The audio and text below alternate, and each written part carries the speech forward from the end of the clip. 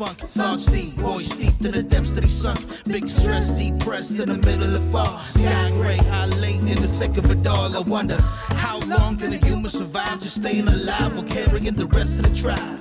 Waiting for the day to arrive or struggling dies, and I be doing way, way more than getting by. So why? Cop myself a cup of coffee, sipping water in it softly, cleansing me of stress I hold.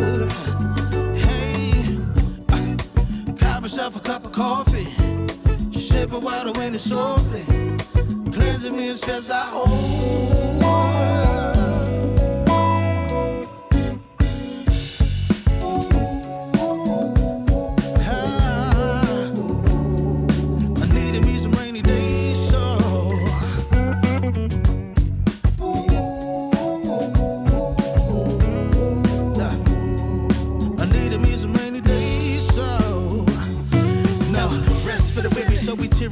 Realize life is so much more than just living a day. Every day I can sit and reflect and reconnect to myself and know that I've been given. See, giving up is not an option. So when I'm looking at gray skies, I'll be adopting a new way to deal with a test. Lord, relieve me of stress and bring me looking like when blessings drop in. And so I cop myself a cup of coffee, sipping water in it softly, cleansing me of stress I hold. Coffee, sipping water in it softly, cleansing me of stress I hold.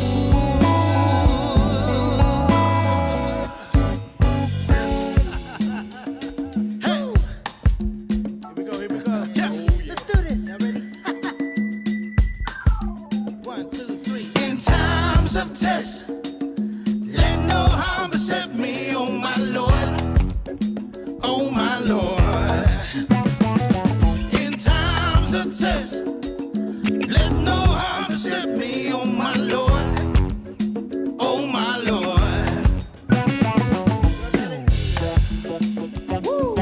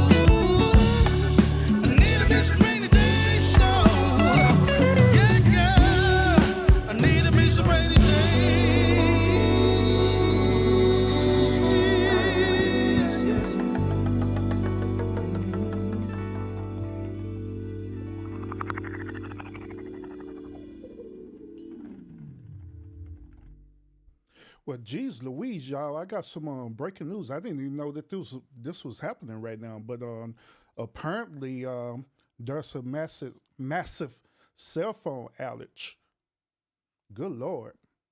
What was it with AT&T, Verizon, Cricket? Damn. Yeah, that's crazy. But I wouldn't know because I'm on my Wi-Fi at home, so so I would know. That probably explain why I haven't been receiving no phone calls lately. So, it is what it is. But you know that's breaking news right now, y'all. So a lot of people out don't have no cell phone coverage right now, and it's nationwide too. I thought it was only here in Texas because originally when I was looking at the story, it only pertained to Texas and preferably in the Austin area. But now it's widespread. It's all over the nation now. So yeah, they're saying that they urgently working to get this situation resolved. So you know how they go. You know how they go, y'all. So it is what it is. It's 2024.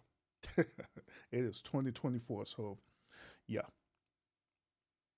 But we're here today, y'all. Those of you who are able to want to join me on the stream today, appreciate you tuning into the show. Appreciate everyone who are in the building right now. Everyone who are watching the bushes. Everyone who going to actually catch the replay of the show as well too.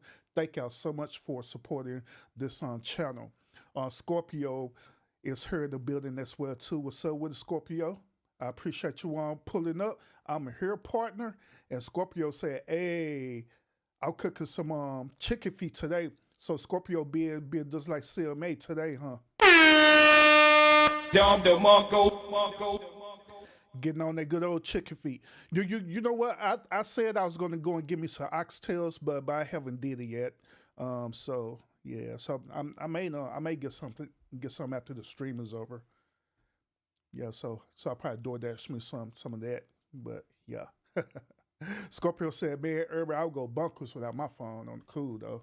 Shoot, a lot of people wouldn't even know what to do without their cell phone service, to be honest. But yeah, that's what's going on right now. To my knowledge, there's one outage with AT&T, and I believe it's an outage with Verizon too. But I'm with Verizon, but Verizon haven't sent me no email or nothing like that. I'm talking about the one outage.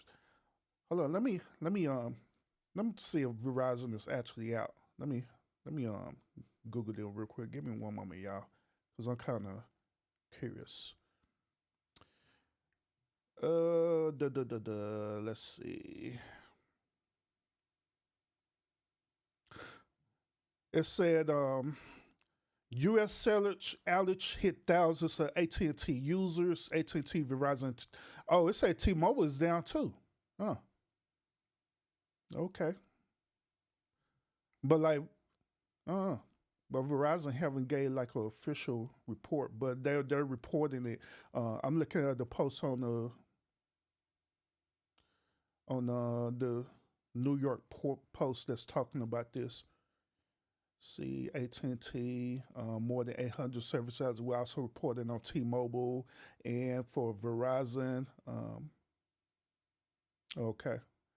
So basically what's going on is that they have an outage. So whenever people try to use their mobile device, it states SOS. So let me see. Let me do my phone real quick and see. Let me get off the Wi-Fi and see if it's going to want to do that. Let me see.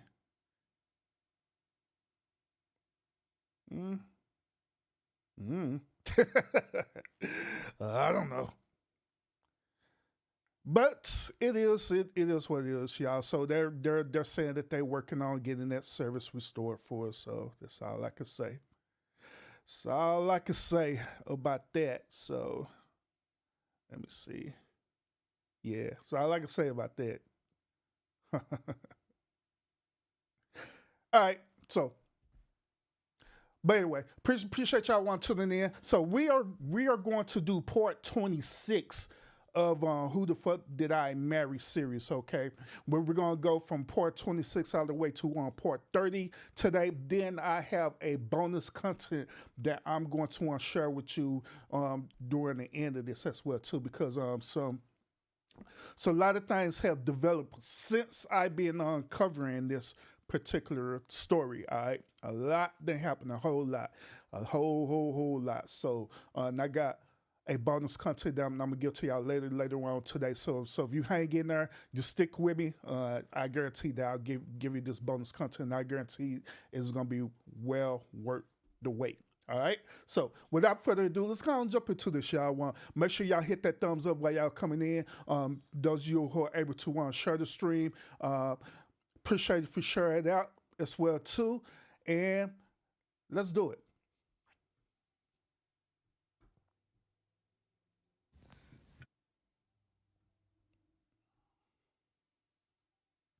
First of all, I have no. Oh, I know what that is. Like, what the hell? Like, what is that extra noise?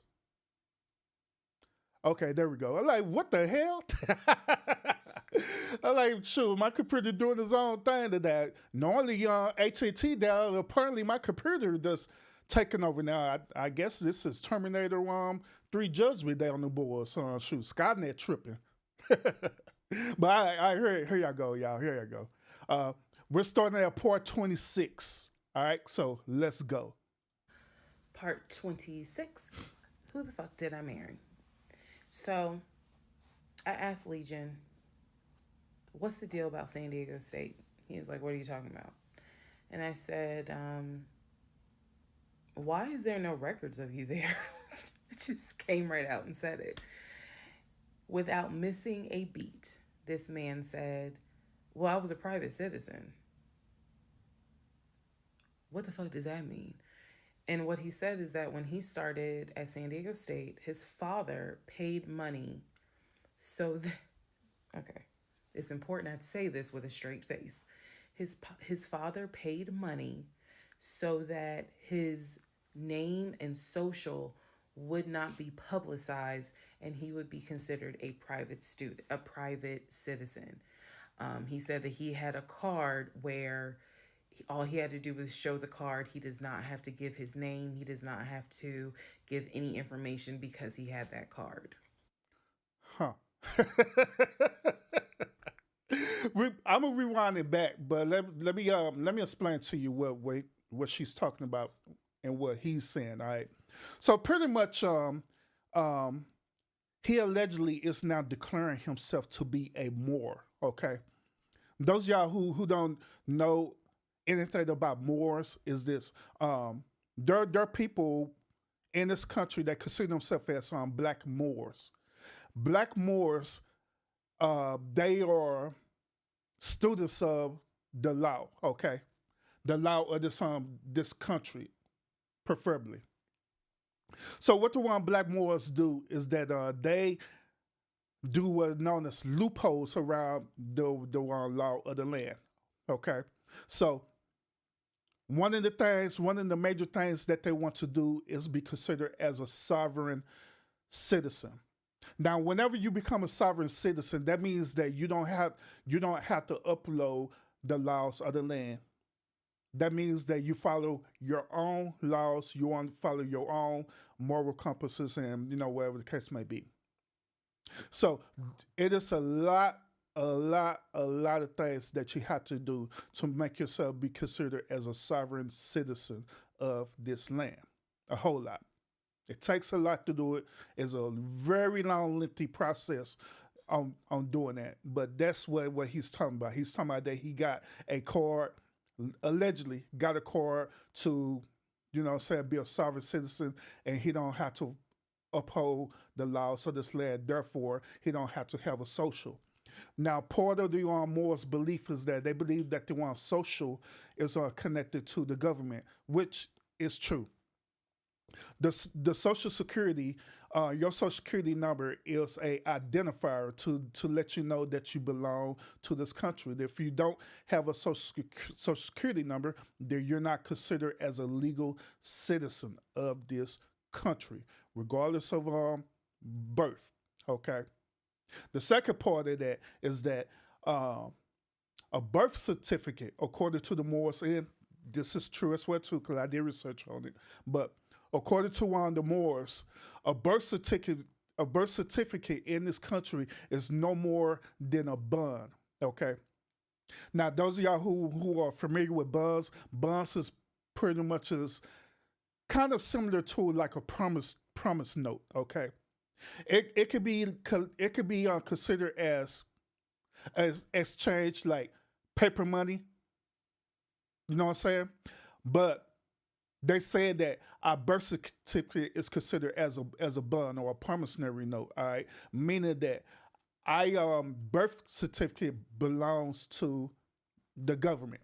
All right, so this is the reason why the government could do all these different things to you, like they could want to uphold laws to you, they could want to do certain things such as take away your child from you and all kind of stuff. They could tax you and do all these different things. But I'm saying all this because that's what Moors believe in. And allegedly, Legion is considering himself as being a sovereign citizen, being a Moor. All right, so let's go.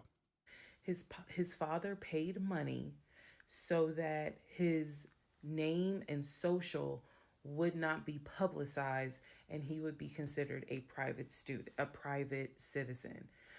He said that he had a card where all he had to do was show the card. He does not have to give his name. He does not have to give any information because he had that card. He said so San Diego State would not have any record of him, but he was in fact a student there. I said, and you claim that you played football. He was like, I did play football. I said, so you're saying that the school did not publish your name anywhere and they were in violation of NCAA rules? And he was like, why are you asking all these questions? Now, here's another thing, too, that I want to bring to your attention. Now, I was explaining to you the whole process about Moors, right, and what they do. Now, part of it is true that the school had to make a determination whether or not if they're going to allow you to attend their college or university, especially if you not claiming to be a citizen. Now, the only thing about that. Now, once again, I'm not saying that he's telling the full truth on this because I don't know, but I'm just going by through my research on this, okay? But that is one of the main reasons why affirmative action was in place. Some people believe that affirmative action was in place for the people of color, which is African American men and women, so they can have an opportunity to go to the said college and university. That's partial true. The other part of affirmative action, especially in modern day affirmative action, is that they want to have people who are considered as immigrants to have an opportunity to be a part of the educational system as well too. So it is a possibility that if he's telling the truth, it is a possibility that he can attend a university under affirmative action. All right. So, but let's continue. And I said, I'm just curious. I'm just curious. You're saying that you were a private citizen, but yet how were you in compliance with NCAA if you were a private citizen and they did not publish your name on any roster? So that was his excuse. He was like, all I can tell you is that I was a private citizen. My dad paid for it. Okay. So now I know that San Diego State has no record of him. Now I know that his social security number, at least the one that's on my background packet, only shows that he lived in Georgia, Rhode Island, and Pennsylvania. Okay. So at this point, the pain in his knee is getting worse. It's getting to the point where when he would come home from work, he would take a shower and immediately get in bed, elevate his knee. He was not even eating the way that he used to eat. It was getting to the point where at times, if you remember when I told you all about the miscarriage, they gave me pain meds because I had taken that pill. But the pain meds I was allergic to, so I couldn't take them, but I still had them. So the pain in his knee was getting to the point where he would take one of those pain meds just to get through the night. He was constantly in agony, constantly kind of tossing and turning, so much so that in May he moved into the guest bedroom because I couldn't deal with the tossing and turning thing. And he just said he was more comfortable there. So what at first was I hit my knee at work turned into, no, it was an old football injury. This has happened before. Turned into, it's painful for me to walk on it. Turned into, it's actually hard for me to work on it. But he was still going to work at 6:15 every morning and coming home between 3:30 and 4. So it is, again, I'm just giving you guys the chronological order of how all this happened. So at this point, we're not looking for a house. I still have not seen the two savings account. I'm pretty sure there's no money in those savings accounts. But again, he was going to put in an all cash offer with Amber, the realtor. So I really didn't know what to believe, but I believed what I saw, which is I saw that that background is not showing where he went to California. So at one point in May, it was close to mid May, he calls me from work. He calls me from work, calls me while I'm at work, and tells me that he got a phone call from his stepson. The phone call from his stepson, the stepson was crying and was just absolutely distraught. And I'm at work in my office, like, what's going on?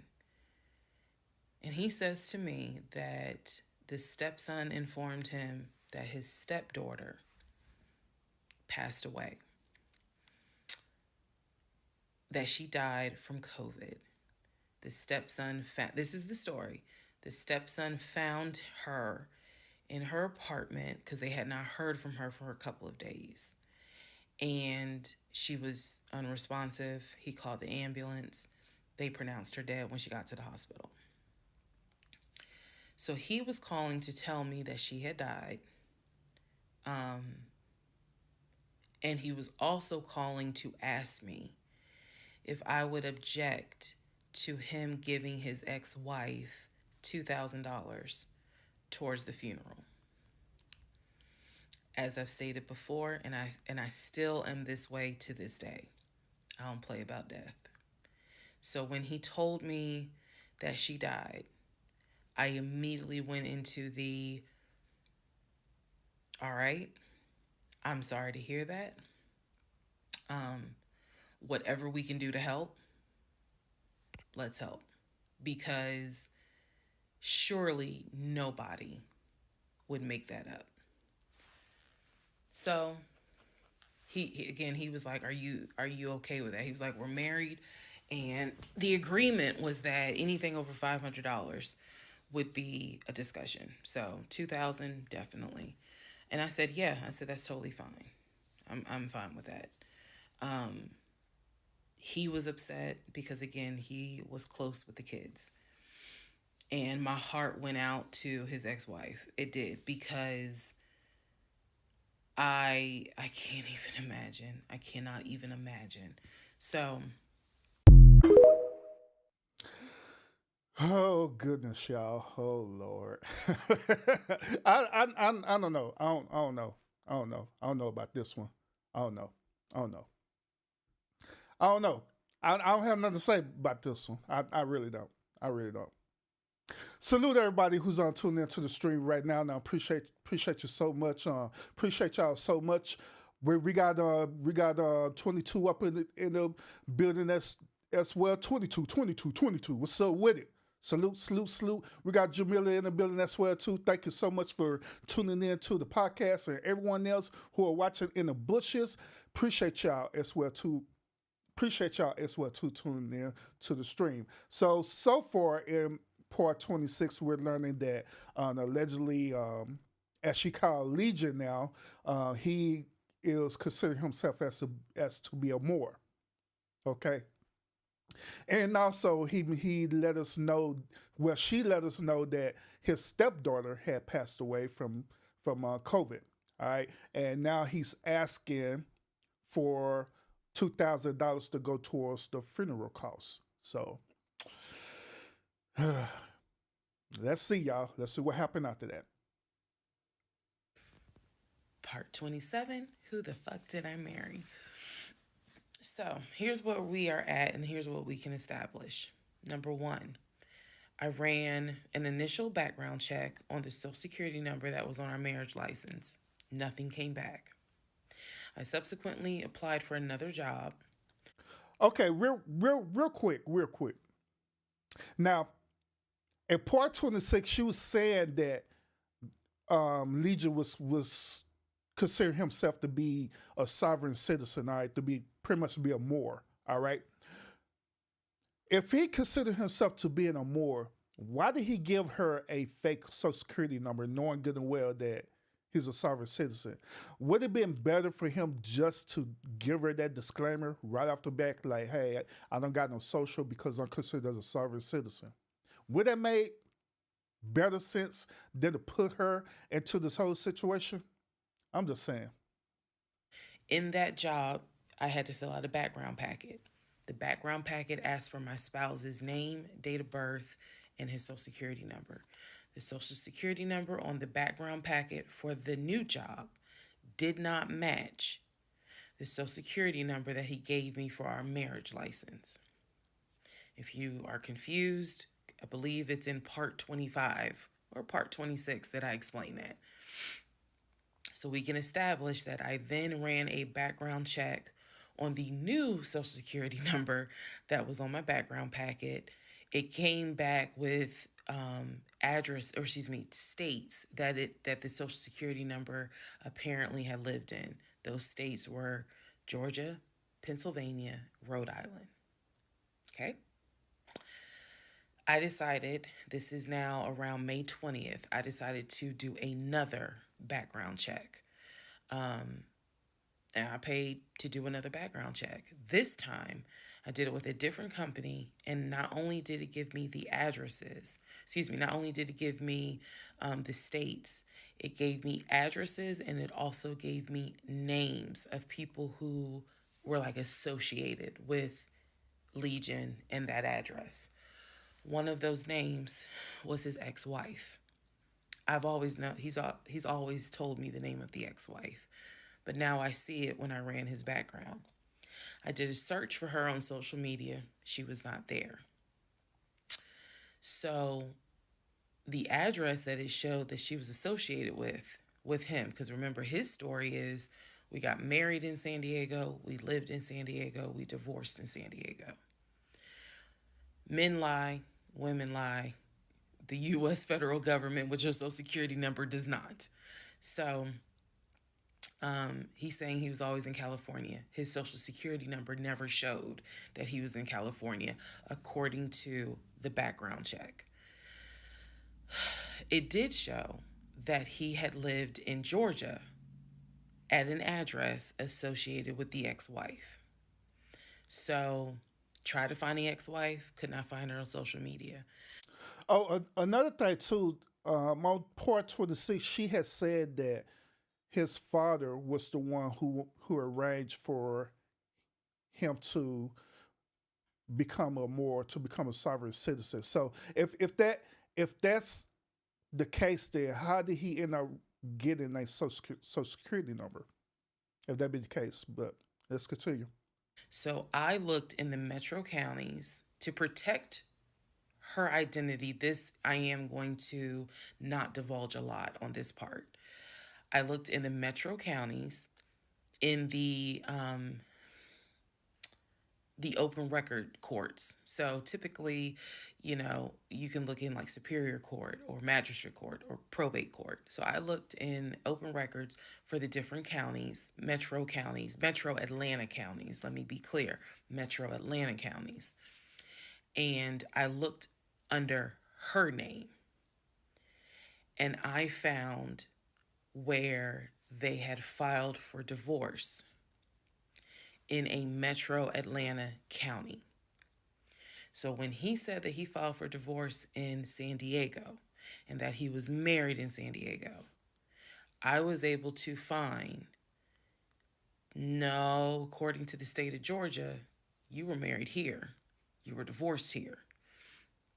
So I looked under her name, found a record for divorce, and it did show his name. So now I clearly see on my computer that there is a metro Atlanta County Court that has a divorce record in the state of Georgia between him and his ex-wife. So I did what any rational person would do. Because this is still kind of COVID time. Well, not really, it had nothing to do with COVID. Let me take that back. Because of the parameters of the court, you can only do the open records request in person. I did what anybody would do. I told my boss I had to go. I grabbed my purse, grabbed my keys, and I drove to the court to do the open records request in person. The open records request was for the divorce documents. Go back in the story, in the series, and remember I did a background on the ex-wife. I told you all exactly what was told to me. He met her in California. He married her in California. He divorced her in California because she cheated on him. He filed for divorce. She tried to get spousal support. It was going to be a little ugly. He was helping her with the kids. That was the story that was told to me. So, went to the court, filled out the paperwork, got the open records request for the divorce decree, for the divorce records. First thing I see, he didn't file, she did. Second thing I see, they didn't make it more than 6 months. Which I kind of figured that because the average divorce rate in this country is that more women filed for divorce than men. It have to be a extreme reason for a man to file a divorce on a woman. To be quite honest. I see the date of marriage. I see the date of dissolution. 6 months. Third thing I see, he was served in Metro Atlanta, which means that at the time of the divorce, he was living in Metro Atlanta. California was never mentioned. Fourth thing I see, he filed what is called a pauper affidavit. If you don't know what that is, I'm going to do my best to explain it real quick. Basically, he filed an affidavit with the court saying that he is so poor, he could not afford the fees court to pay fees, yeah. for a divorce. He couldn't afford a filing fee. He couldn't afford a service fee. That is what a pauper affidavit is for. All of this is in the divorce documents. She had filed. She said it was irreconcilable differences. She was not requesting any money whatsoever. And both of them had signed a pauper affidavit.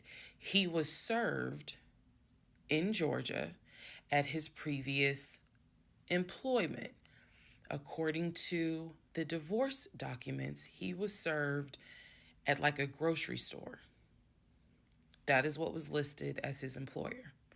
And it had a date of when he was served. So I see all of this in one day. I also see where on the divorce documents, she listed her name, her address, and her phone number. So I did what any rational person would do. I wrote down the phone number. There was a 50-50 chance that the number was already disconnected. She could be like me. I'm one of those people. Honey, you can sneeze at a 27-degree angle. I will change my number so quick, you ain't even know what hit you. You can talk to me at 5 o'clock, and at 5:05, my number has been changed. So she could have been like me, and the number is not even active. Or she could be like some people I know who have kept their number since kindergarten. Either way, I wrote the number down. I left the court, and I immediately went back to work. And the same friend who helped me when I had my miscarriage, I told her, I was like, I got this phone number. This is the ex-wife. She was like, girl, you better call. You better call and find out from her, because I think she said to me, can't nobody tell you what is going on quite like the ex-wife. So, part 28 is the phone call that I had with the ex-wife. So for ladies and gentlemen, this whole story is getting even more juicier by the minute. All right. So now, apparently, Legion, as she's calling him now, apparently he lied to her about his alleged divorce from his wife. Their relationship didn't last no more than 6 months, and on top of that, they didn't get divorced in California. They actually got divorced in Georgia. All right, so a lot of stuff that transpired in this, and we're going to uncover it all. So, but before we get to that, salute to everyone who's watching right now in San Jose. I see you in the building as well. Appreciate your salute to you and everybody else who are watching in the bushes and everybody else who are going to catch the replay of this stream. Appreciate you so much. So, look, check this out, y'all. In the beginning of the show, I told y'all that I actually have bonus content for y'all, okay? And I do. I believe right at this moment, right now, the bonus content will become relevant of the conversation, okay? So without further ado, I'm going to present to you this bonus content. The bonus content is the ex-wife speaking about this matter. So if y'all ready for it, make sure y'all get your thumbs up on this, and we're going to uncover this for real. We're going to cover this, and I'm going to share this with y'all. But hold on, let me get it real quick. Let me get it. Thought I already had it. All right, there we go. So yeah, so without further ado, let's go ahead and get into this bonus content that I'm going to share with y'all right now. Make sure y'all get that thumbs up. If you're able to share the stream, by all means, share the stream as well too. So let's get it. Bonus content. The ex-wife speaks. So, I'm going to address the elephant in the room because it's been brought to my attention that my ex-husband is out here in these streets disturbing individuals as he always has, and I have been brought into this. Let me first say, this chapter of my life is closed. I have moved on. It's been more than 10 years. I'm over it. I'm done. I'm good, okay? But after I say this, let's just leave it alone. I don't want to talk about this anymore. I'm not going to address it anymore because I have nothing to do with this. This is my past life. The book is closed, okay? So Legion, as y'all call him, is a despicable, nasty, and vile individual. I fell for the trap over 10 years ago. Yes, he was charming, and I was broken mentally. Okay?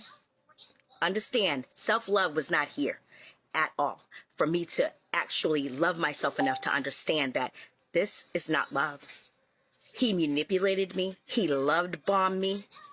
All of the, I'm going to do this or I'm going to do that and everything else. Yes, all of these things were said to me. Guess what? None of it happened. He's manipulative, and he literally tried to ruin my life.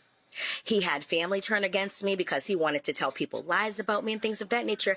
And unfortunately, he's very, very good at what he does.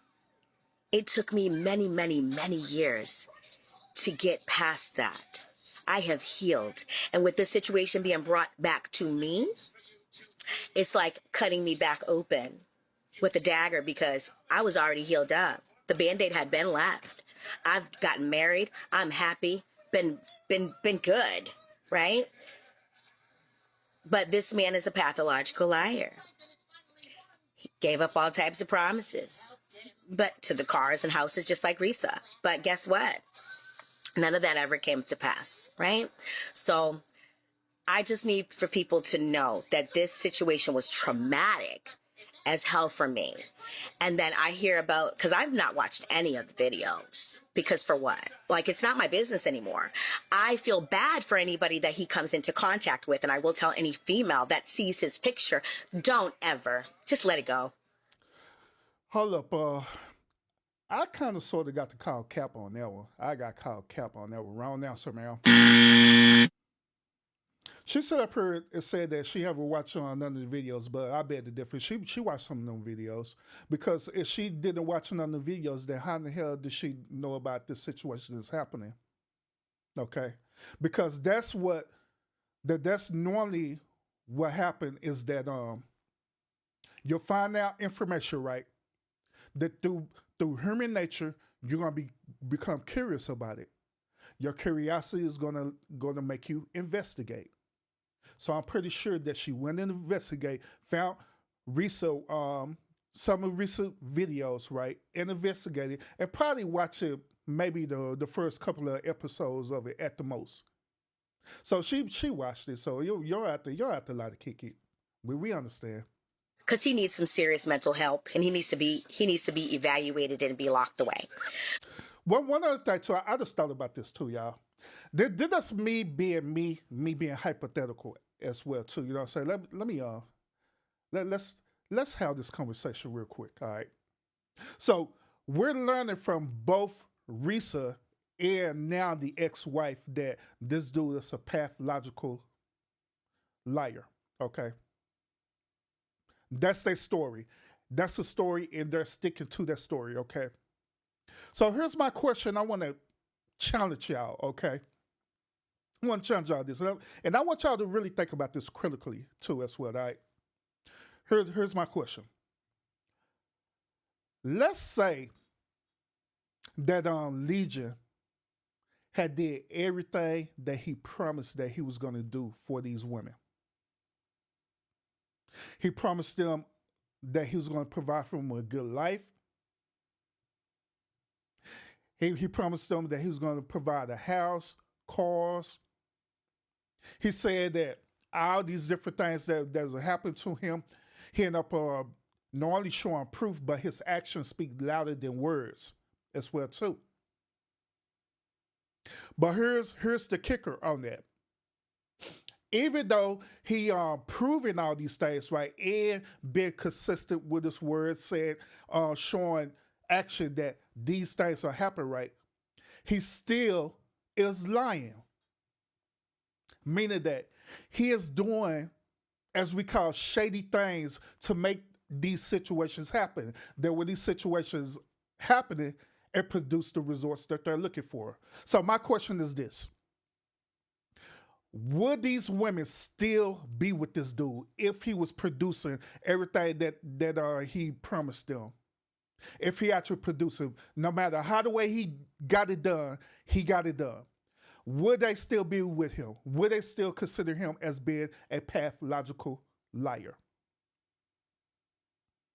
Me personally, due to the fact that they are materialistic, and also due to the fact that they are relying for this dude to take care of them, right? I believe that they'll rock with it. I believe that they'll go ahead and do this thing, and I believe that they'll never have put out any videos on this dude. This situation is very similar to women who are part of people who are part of like cartels or part of the drug life that the drug lords or kingpins or different things like that. You know what I'm saying? Where this dude is doing all of this shady stuff, and they know he's doing all this shady stuff, but at the same time, he's producing the end result of what they desire, which is to be taken care of, which is stability. So due to that fact, knowing all this situation, knowing good and well that they put their life, their relationship, everything on the line every single day for this dude, knowing that's happening, guess what? They stay with that dude. So I'm believing that if Legion would be consistent with his actions, right, producing all the end results that he was saying, I believe that they'll be with him still to this day. And I'm going to be real about it. I honestly believe they'll be with him still to this day. But what would y'all think about that? What would y'all think? Y'all think that they'll still be with him, or they'll still go on TikTok and try to allegedly expose this dude? What would y'all think? But let's continue. So that's what I will say. And as far as like me not filing for divorce, I didn't file for divorce because I was afraid for my life. I didn't want to be served. In order for me to file, I would have to tell him where exactly I was. And I didn't want him to know that. So no, I absolutely was not filing because I was afraid at the time. But guess what? It was ended before it even really started. But at the same token, I still was very, very, very not mentally, in love with myself. So that's one of the things that really got me. So I genuinely feel empathy for the women that have been down his path. When all this stuff was going on with him and I, there was no social media, TikTok or anything like that. But at the same token, I just wanted to heal through my processes. I didn't want to sit there and have to tell the whole world my business because I'm a very private person and I don't do drama. I will also say this. I did not hit Legion at all. I did not hit this man. He went to jail because he was impersonating a police officer, telling people that he was a detective of the police department in Atlanta, Georgia. And that is why he went to jail. Also for stalking one of the guards that were over where we lived at. That is why he went to jail. Wait a minute, Legion. Tell me it ain't so, bro. Tell me it ain't so. Come on, to Legion, golly, bro. What the hell?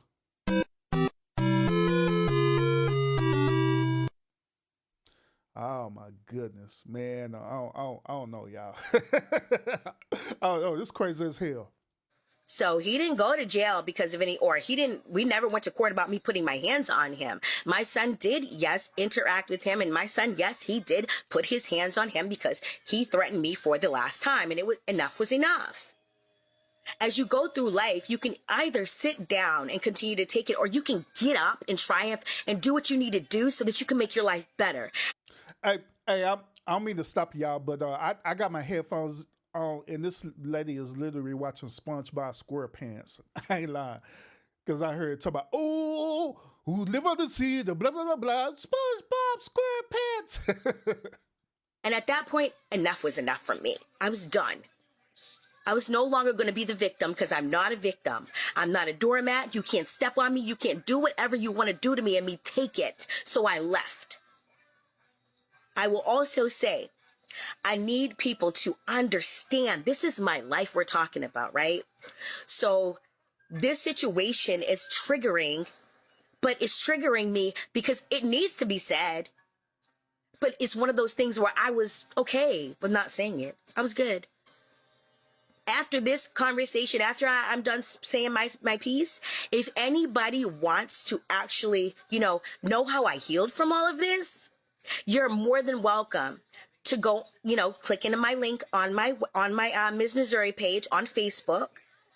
And you're more than welcome to listen to my show tonight, because my Health, My Mind and Body radio show is literally about healing. And my show tonight is about elevating your mental.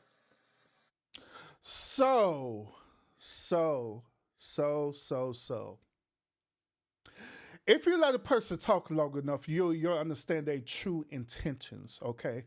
So in reality, the real reason why the ex decided to come out and speak on this is because she's trying to promote her show, her alleged podcast on Facebook. That's the real reason. It's the real reason, folks. So it is what it is. Ms. Brooker, what's up with it? Salute, welcome. Appreciate you tuning in. Thank you so much. And thank y'all so much for the thumbs up as well, too. Let's continue. And I've been elevating my mental for years. And I'm so fucking proud of myself. You know why? Because I've done a lot of work to get past all that shit that was going on in my past. So all that, Risa Tisa, I pray, honey, that you get the healing that you need, sweetie, because guess what? It took me time, and I pray that you get the healing that you need. And anybody else, Vivian or anybody else, I pray that you guys get the healing that you need, because this situation is not easy. But I hope that you guys really get the healing that you need, so that way you guys can move forward in your life, because it's possible to have a love of your life after all of this trauma. It is very possible. So with that being said, you guys, I really hope that, this will be on my end anyways. You guys can continue talking about it if you like, but I'm done, because I'm not a victim. I got out and I moved on. I am not attached to this man. Don't want to be attached to this man. He's out of my life. Been out of my life all of these years and don't want to have anything to do with him. So that's just that. If anybody wants to know how I triumphed through all of this, because I have to go into obviously more details, you guys can go ahead and go onto my show, and I'll go ahead and put the link on my Facebook, and I'll also put it here on TikTok for you guys to be able to see. Other than that, I'm signing off. This is your girl, Ms. Nazuri. And make sure y'all tune in tonight at My Health, My Mind, and Body radio show. Ahala. One of the greatest things that she has said was this. She has said that I am not a victim. Once again, she said, I am not a victim. I applaud her for that. The reason why is because on this channel, whenever I talk about modern day women, whenever I talk about these beta males that are out there who are toxic and narcissistic, one of the biggest things that I like to advocate is that whenever you deal with these situations, you are not a victim, period. Because sometimes when you have that victim mentality, right, sometimes it's hard for you to escape from that trauma that you done dealt with. Sometimes it is, but it takes strength. It takes courage to realize that you are no longer a victim, to realize that you have strength, to realize that you have power. You always had it. You always had power. You always had strength. But it does due to the curls of the world, and it also due to your upbringing as well too, and it's due to your desires is what hinder your strength, what hinders your power. Same situation with Risa and this dude. She had way more power, way more strength than she thinks she had.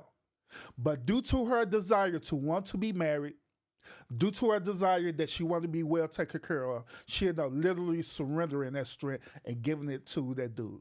And that is like the worst thing you can ever do. And that's the worst thing you can ever do in relationships, period, regardless if it's the woman in the situation or if it's the man in that situation, for you to surrender your strength, to surrender your power. So I applaud her on that, for real. I applaud her that she learned from her lesson. I applaud her also that she's now doing a Facebook podcast where she's educated people about situations like this. I applaud her for real on that. I do. I really do. I really do, y'all. Salute to that. So, well, with that being said, once again, I appreciate everyone who's tuning in to the stream. Make sure that you want to hit that thumbs up while you're coming in as well. And let's go ahead and hear what Risa got to say. We did part 27. We're at part 28 now. So let's get it, y'all. Part 28 of Who the Fuck Did I Marry? So I had the phone number, went back to work. My really good friend was like, you better call her. You can use my phone, but call her. So I called her. She answered. Let me use aliases. And the conversation went like this. May I please speak with Barbara? This is Barbara. Barbara, this is Shirley. Shirley who? This is Shirley Jones. I am the wife of Legion. Silence. Then she starts laughing. And she said to me, and I quote, "If you were calling me, then I know it's bad." Wow. I chuckle. And I said to her, I'm not trying to bother you. I'm not trying to disrupt your life. I said, I am literally coming to you on some woman to woman shit. I said, because you are probably the only person who can help. She listened. She was gracious. And she said, what is it that you need to know? Or what is it that you want to know? And I said, I understand that you and my husband talk and communicate. And she immediately said, what? No, we don't. And I said, okay. She said, one thing you need to know about Legion. She said, whatever he tells you, it is a lie. And she said, again, let's go back to part 1. I told you guys that when he introduced himself, or when we met, we actually had matched on 2 different sites. And he was under 2 different names. One was like the actual birth name. The other one was a nickname variation of that name. That's the name I know him by. So for example, if his name was Matthew, he had a profile under Matthew, and then he had a profile under Matt. I would have known him as Matt. So she said to me, she was like, I don't even know who Man, Scorpio, I don't know. I have no idea. Surely. Matt is. She was like, that's not even his name. And so I knew what his actual government name, and she was like, no one calls him Matt. She was like, that must be his new personality. Or she was cracking a joke, but she was like, anything he tells you, you need to know is a lie. So I just asked her, I said, what was your experience? I said, because I can tell you the story he told me. And she stopped me right there. She said, whatever he told you was a lie. She said, let me guess. He told you I cheated on him. Let me guess. He told you that I wanted money from him. And I said, yeah. And she said, yeah, that's a complete lie.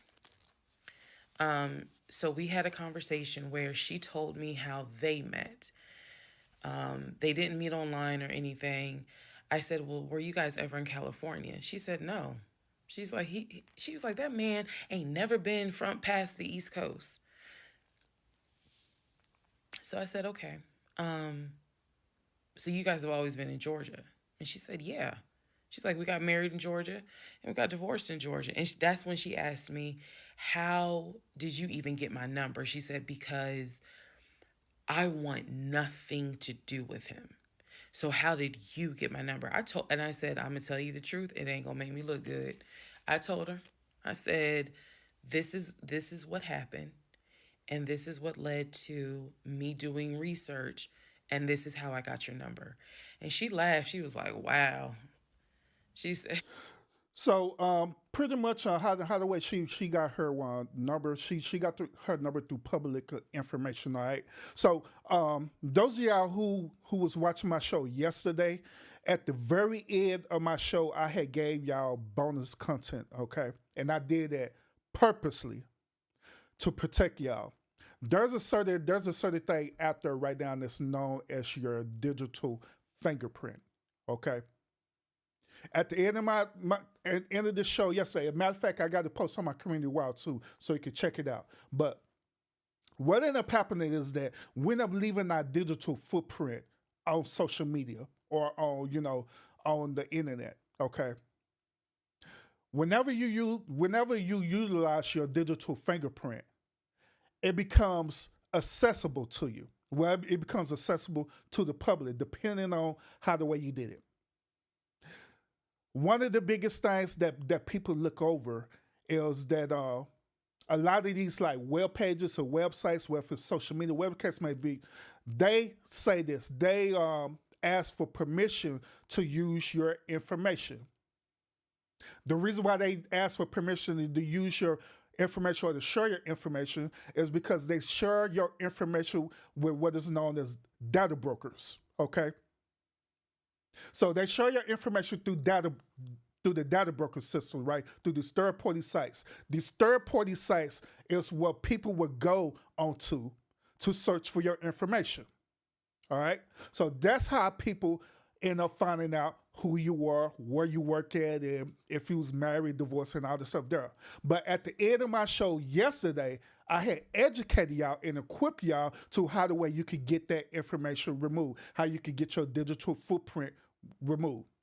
Now, if you want to know, go back to the end of my stream yesterday, and I gave y'all that. And also, if you don't want to watch the full stream, the end of that stream, you could also go to my community wall because I got it posted on my community wall how you could go through the process of removing your digital footprint. All right. So I just want to throw that disclaimer out there real quick. All right.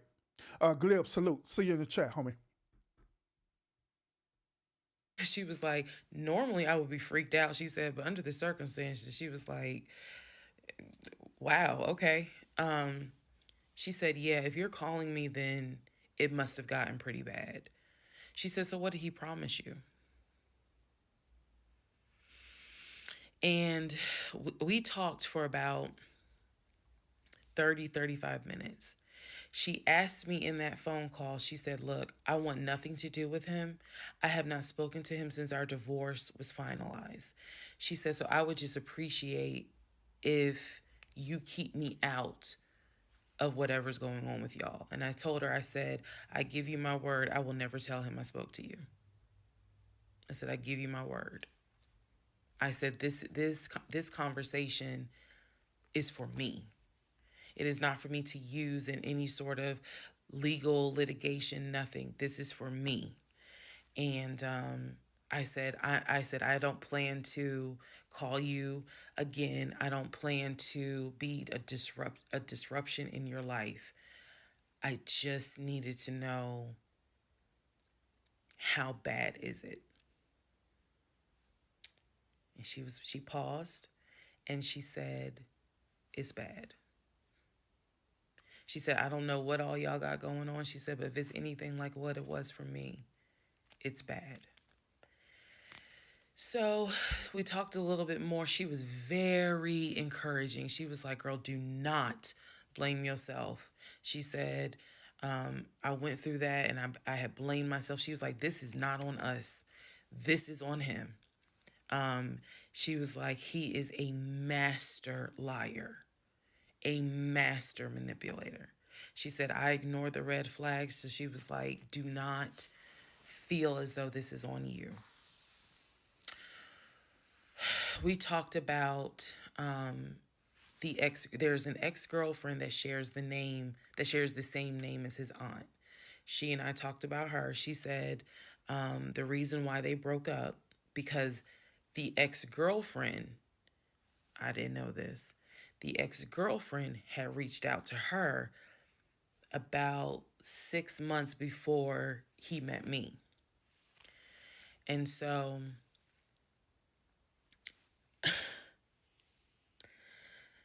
the ex-girlfriend lived in Douglasville.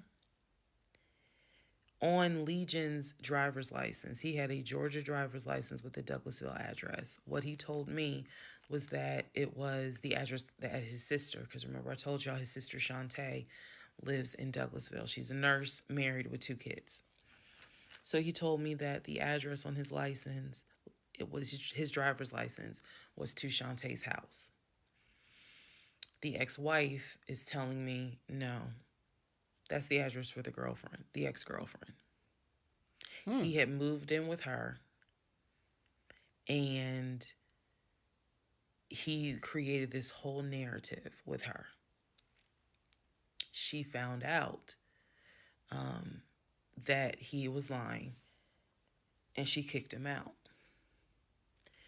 And so I guess after she kicked him out, she then reached out to the ex-wife, kind of the way I did for confirmation. And so the ex-wife was just telling me, whatever that man has told you, it is a lie. She said, I got out before it got too bad. She said, because once I knew he was lying, I was out. She was like, because he's never going to change. And so, again, conversation went on. And so finally, we were getting ready to get off the phone. And before we got off the phone, I said to her, I said, if everything is a lie, I said, I have one question for you. And she said, sure. I said, how is your daughter?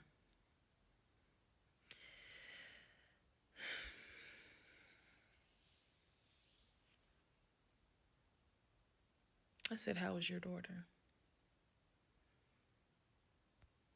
Next part coming up. All right, so next part, she's going to tell us how the daughter is doing allegedly. All right, she's going to tell us how the daughter doing. So let's go. Part 29, who the fuck did I marry? So I asked her, how was your daughter? She said, my daughter's fine. 22, you welcome. And I said, okay. She said, what did he say about my daughter? And I will be honest with y'all, I didn't have the heart to tell her. So what I said instead was, oh, no, it was, with everything with COVID, I think he mentioned that she might have had COVID or was exposed to it. I downplayed it bad. I wasn't going to tell that woman that he said her daughter passed away. I mean, why not? Yeah, you're deep now, so I'll be spilling the beans, everything. Cause she spilled the beans with you. She told you everything that went on between her and him. So I don't know why you needed to exaggerate the truth on that, but go ahead. So I said, obviously I'm glad to hear that kids are fine. She said, look, whether you stay with him or not is your choice. She said, he ain't gonna change. He ain't gonna change at all. She said, this is what he does. She said, you're not the first. You're not going to be the last. She said, he did it to me. She was very, very encouraging because she was just like, you do not blame yourself. She said, we both ignored red flags, but it is not your fault. She said, this is on him. And so we, once again, I thanked her for her time, got off the phone. I took the long way home that night. I could not be around him. I could not be around him.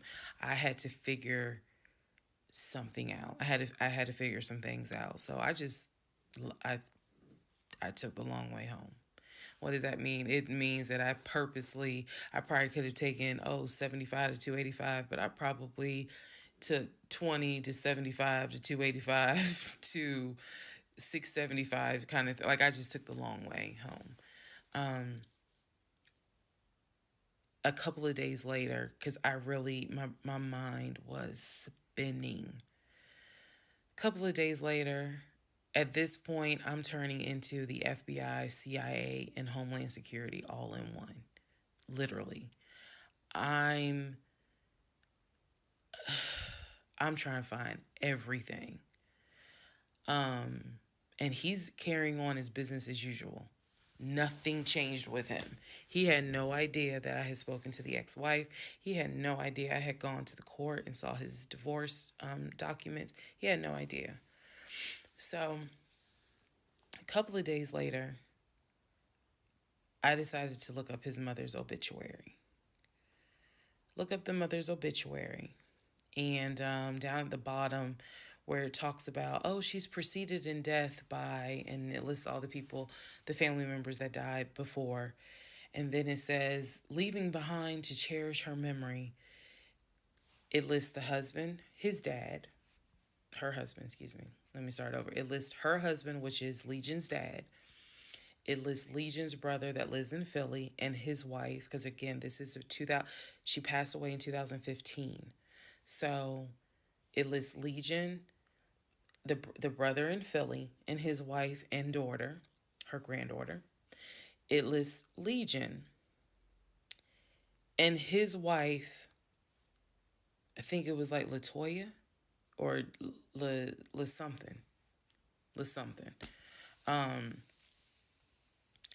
It did not list the ex-wife I just spoke to. And it clearly said Legion, his wife, Latoya. Then it listed the brother in Nashville, his wife, Jane, or whatever. Yeah, I want to stop it right here real quick. The reason why is because I want to address something that Glib has said. I want to address this comment real quick. Glib said this. He said she should have started this stalker mission before she married that guy. I would have guessed that is what Captain Hindsight would have done. The reason why I want to address this comment is because I 100% agree with Glib on this. A matter of fact, I want to add on to that, okay?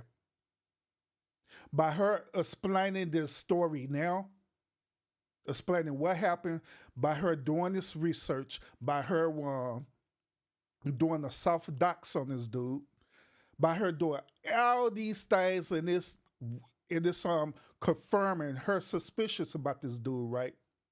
Why not just simply walk away? Why not just simply walk away for your protection? Why not just simply take the stuff that you need and get away from this dude? Why not just do that? Guess what? Instead of her doing that, instead of her seeing all the signs, even from the beginning, seeing all the signs that led up to this dude being how the way it is, why not just walk away? But instead, and this is the reason why I want to address this comment what Glib said, is because he said something. He says her being a stalker. At this point, I honestly believe that she's stalking this dude now. I honestly believe that in the storyline. I honestly believe she's stalking this dude at this point. I do. Because it doesn't make any logical sense for you to continue this behavior knowing good and well that is toxic to you, that is created a negative result, that you're not getting nothing out of this whatsoever.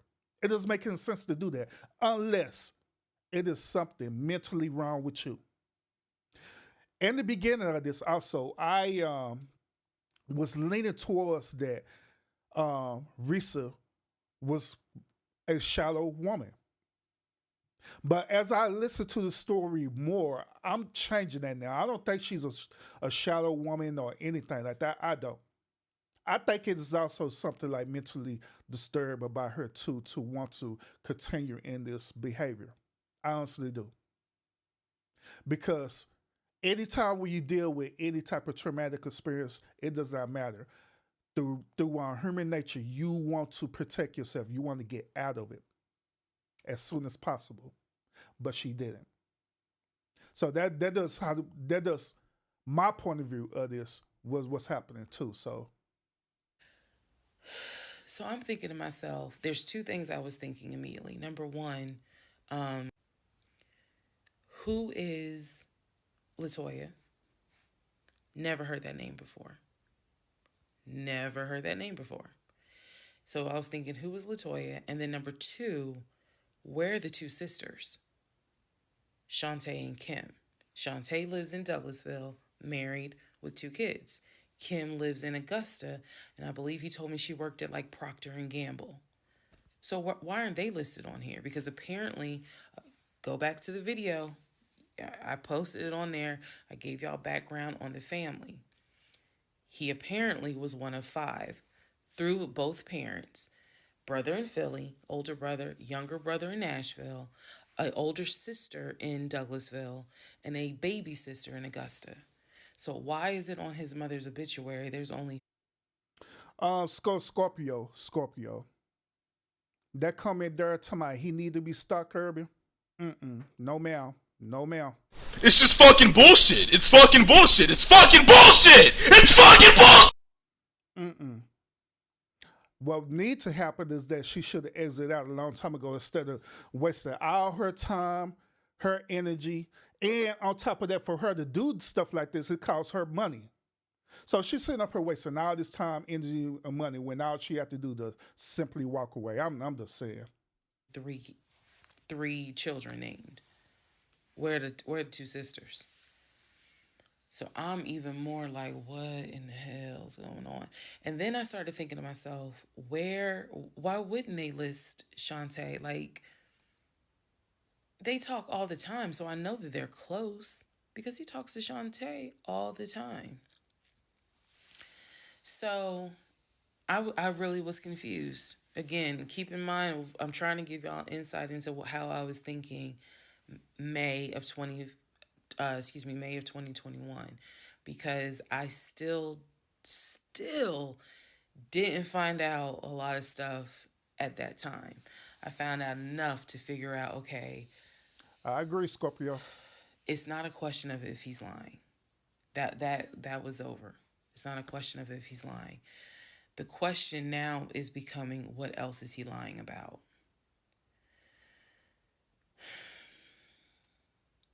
So we had the phone call with the ex-wife. Now I see an obituary that apparently there's another wife. I know on our marriage certificate, it only states he had one previous marriage. I had 0, he had 1. So this is how I'm thinking in my head, which is, okay, what am I missing here?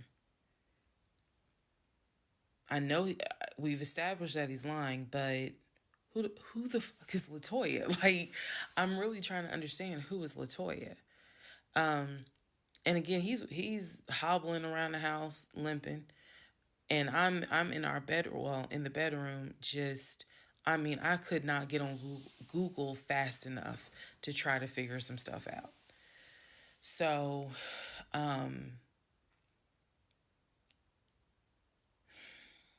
see the mom's obituary, study it, and at this point, I'm now trying to figure out, okay, what's the game plan? What is the game plan? And that's where we are about to get into the next part. Next part coming up, y'all. Make sure y'all hit that thumbs up as you coming in. If you're able to share out the stream, by all means, share it out. It do help the channel. So let's get it. Let's find out. But we this far down the rabbit hole, so let's go. Let's get it. Okay, part 30 of Who the Fuck Did I Marry? So I'm going to use this as a clarification video. So we're going to use part 30 as a stop. Let's clarify some things. All right, so she said part 30 is going to be a filler episode, so let's go ahead and listen. I've done that before on a previous set of videos, so I think it's just important to do that so that way I can try to address some of the things that I have seen in the comments, both supportive and just downright mean. But let me clarify some stuff. Number one, it is important to remember that I am telling this entire story of how I met, dated, married, and divorced my pathologically lying ex-husband.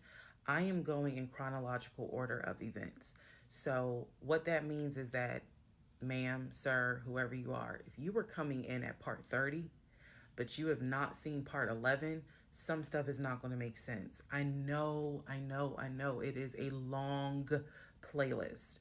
And don't worry about watching the video as soon as it comes out, because everything, I'm trying to do this responsibly, of telling the story in the order of which things happen.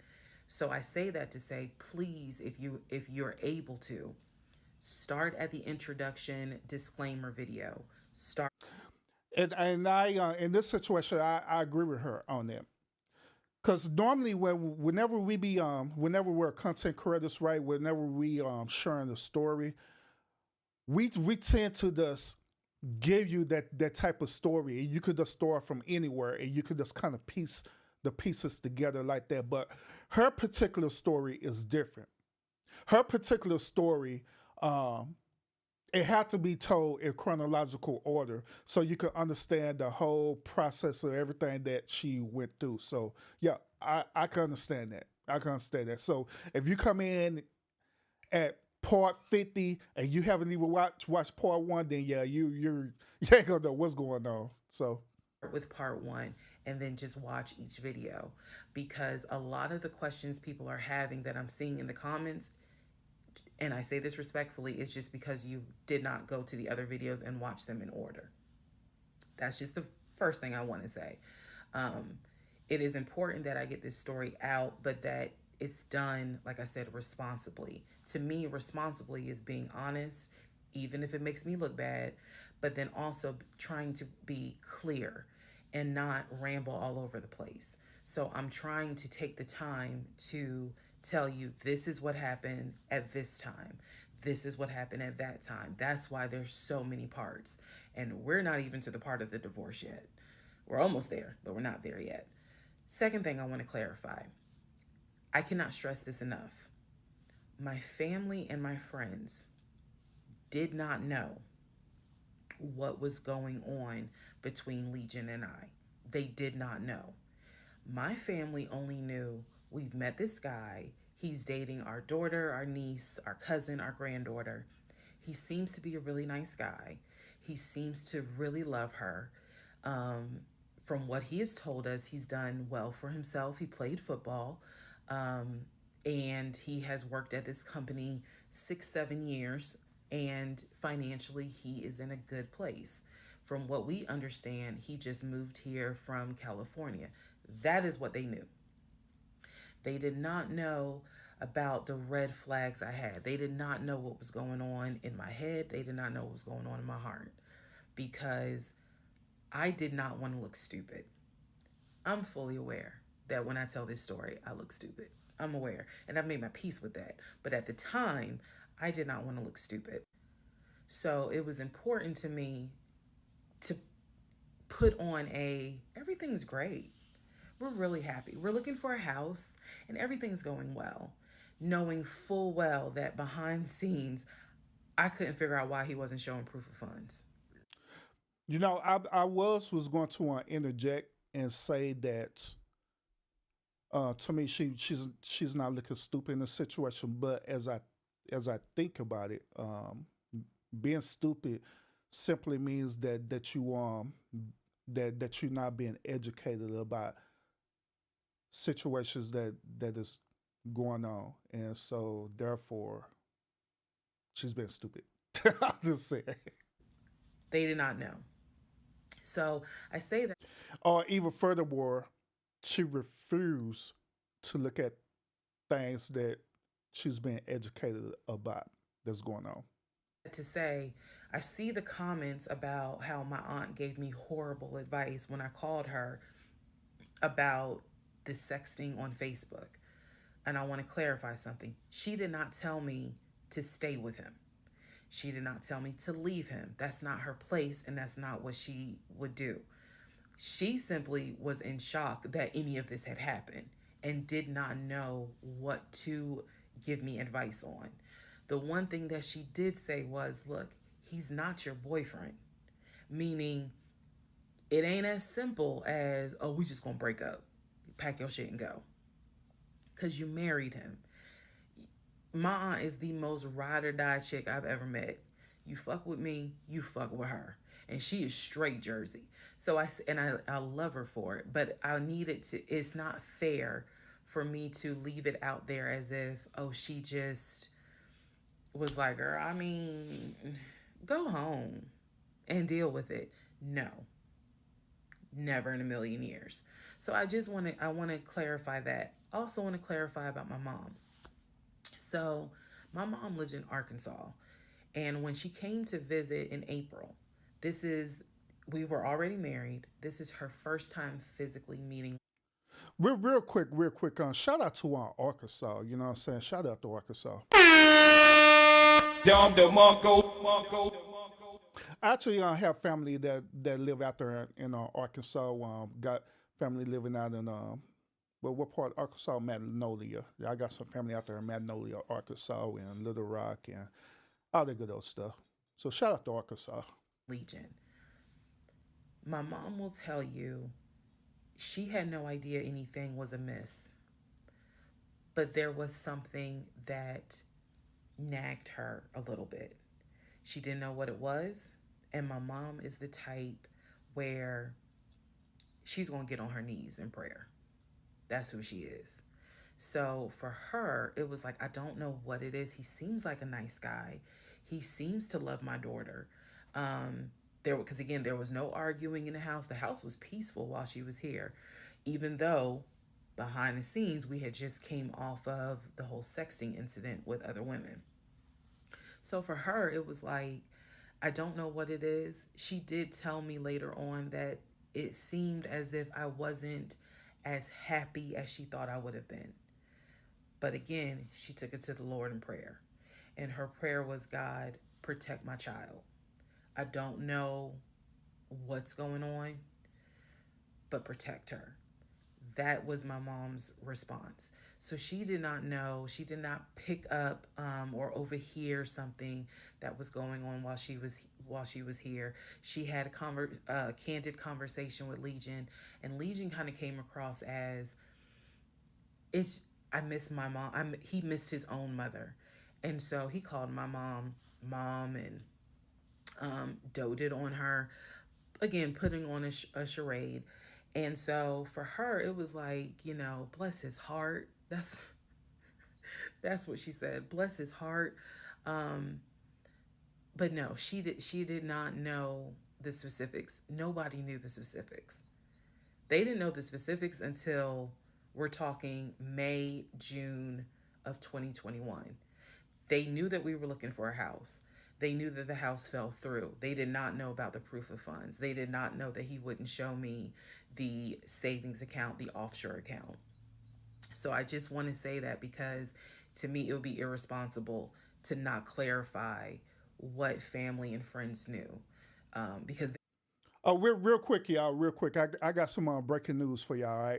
All right, breaking news on the social media streets. Doctors have diagnosed Wendy Williams with dementia. All right, she has been diagnosed with dementia. Okay, so just want to let y'all know now. Me doing breaking news content, it really not my niche, but I just want to let y'all know that so y'all could research that for yourself. So once again, breaking news on Wendy Williams has been diagnosed with dementia. All right, so let's continue. these people have always been supportive of me, always had my back. I just simply did not share with them the things that I felt like were red flags, because again, my mindset at the time was, I want to be married, and what if he isn't lying? And I was making excuses for him to myself, so I definitely would have made excuses to family. Another thing I need to clarify, and I saw the comments on this about how a VP would never date someone that looked like me. And to the person that wrote it, that wasn't very nice.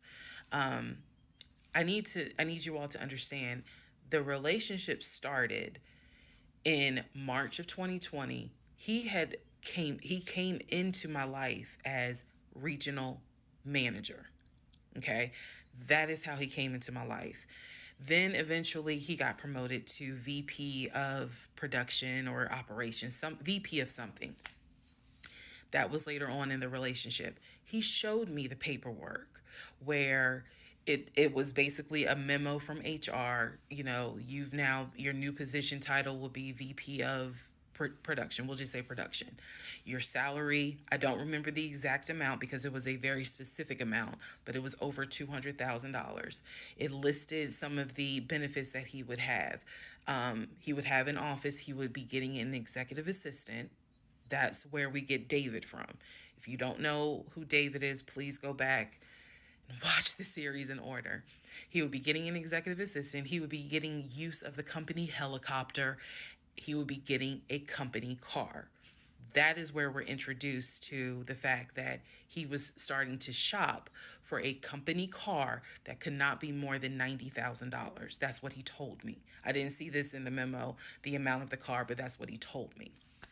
So that I want to clarify this real quick. I was trying to wait till she made her point, but she kind of rambling now for no apparent reason to explain this. But the part where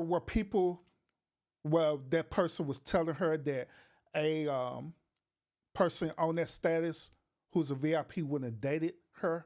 The reason why they say that is because they're using Kevin Samuels talking points, so they're using Manosphere or slash Red Pill talking points. Because in the Red Pill community and the Manosphere community, we believe that a woman should be fit, friendly, and submissive. Okay, so due to how the way she's looking, we obviously know that she's not fit at all. That's the reason why they made that point. They also made that point because a man of that type of social economic status, right? He had way more options to choose a better quality looking woman who is more fit, okay, than her. So that's why they made that reference of saying it. All right. Now, was it mean? Hell yeah, it was mean as hell that they said that. But I understood where they was coming from. But however, the flip side on that is that the person who made the comment, they didn't understand that this dude is an actual beta male simp. This dude is the epitome of the things that Kevin Samuels talked about, okay, for us dealing with these type of men. Kevin Samuels talked about two type of behavior. He talked about the modern day women in a feminist type of behavior, and he talked about beta male simp preferably. These two type of archetypes, all right, or behavior types on his shows. So this dude fit that category of that. All right, so let's continue.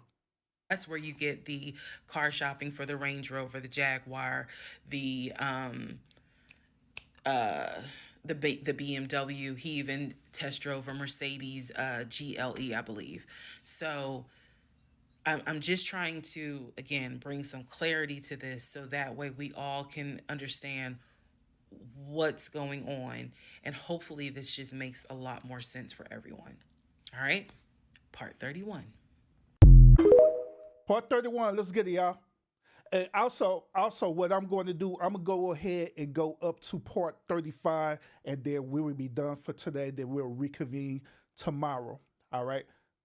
So let's do this. Part 31, who the fuck did I marry? So I found his mother's obituary online. It then told me, it listed his brother in Philly and his wife. It listed Legion, and then it said his wife. I took the name from the obituary and I did a Metro Atlanta court search with that name. I found a divorce record. I found a divorce record with Legion and the same woman's name that was in the obituary. In that divorce record, it looks like he's the one that filed for divorce. This would have been around 2016. This was after the mother's death. He filed for divorce. She was the respondent. I think that's the correct terminology. Both had a temporary protection order against each other. He had one against her. She had one against him. The divorce ended up getting granted, finalized. Then it looks like he went on his way. In the course of the search for her name, I discovered that at one point in time, the two of them had lived in Rhode Island. So that's the connection with Rhode Island, because for the longest time I could not figure out who lived in Rhode Island. That's where that came from. The two of them, he and this woman, lived in Rhode Island several years prior, or a few years prior. I could not find the obituary for his dad. I searched and I searched. I could not find the obituary for his father. For whatever reason, I knew his grandmother's name. I just randomly decided to do a Google search of the grandmother's name.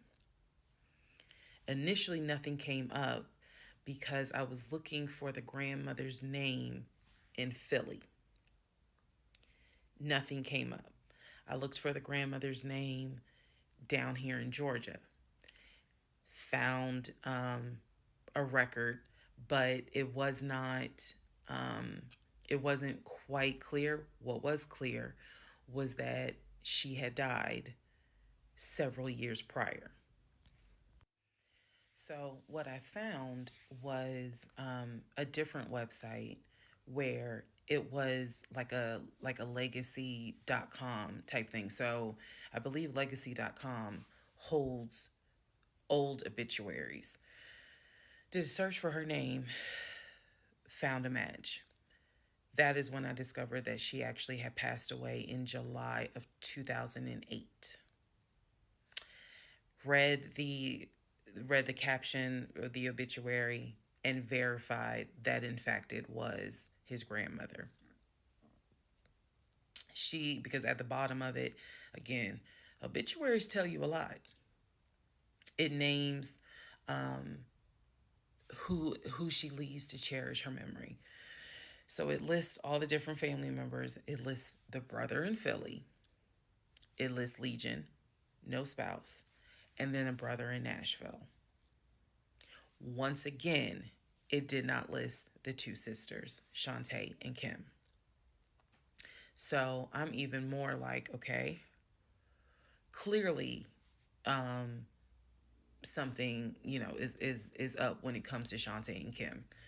But what I do know is that he has talked to them multiple times in front of me. So I'm not sure what I'm missing. Maybe some family feud happened. I don't know. So that is how I discovered that when he told me the grandmother died from COVID and he was crying, boo-hooing and all that shit, she actually had died in July of 2008. I found this out the same time that I found out about allegedly, and I say allegedly because I'll explain, allegedly the first wife, or at least what I think is the first wife. So while all this is going on, Legion is almost bedridden from what happened with his knee. And I need to take a moment to address this issue with the knee. Again, the story started, he hit his knee. Then it turned into, it was an old football injury. And this has happened before. He's going to the doctor. The doctor's telling him to ice it and to elevate it. He eventually moves into the guest bedroom to be more comfortable. I'm going to make this statement. This is probably the only time I will make this statement.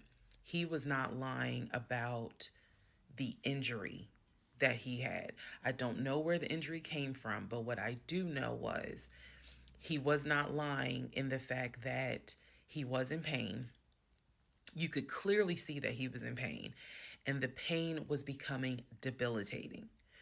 Please understand what I'm saying. The pain was debilitating enough to where he was taking my pain meds from when I had the miscarriage. And then also, it was hard for him to walk. He was not eating. So this is what made me believe this, whatever was going on with the knee, there was more to it because he was not eating. When I met this man, he was a size 3X. At this point in time in May, he's down to a 2X. He is not exercising. He is not doing anything mobile. He's simply not eating. So there definitely was something going on, something concerning. Honestly, I thought it might have been cancer. But he kept saying, no, it's not that. It's from a football injury. It's from a football injury. I said to him, the next time you have a doctor's appointment, I want to go. It was Before she continue, to me, it kind of sounds like that he's developing diabetes. To be honest, if he's overweight and he's not eating, then all of a sudden he's losing weight. That is that is part of a sign of but what's the word I'm looking for? His dang, what's the word? Oh, his insulin count, I guess. You know what I'm saying? So that may be what it is. It may be that he's developing signs of diabetes, but I could be wrong. that bad.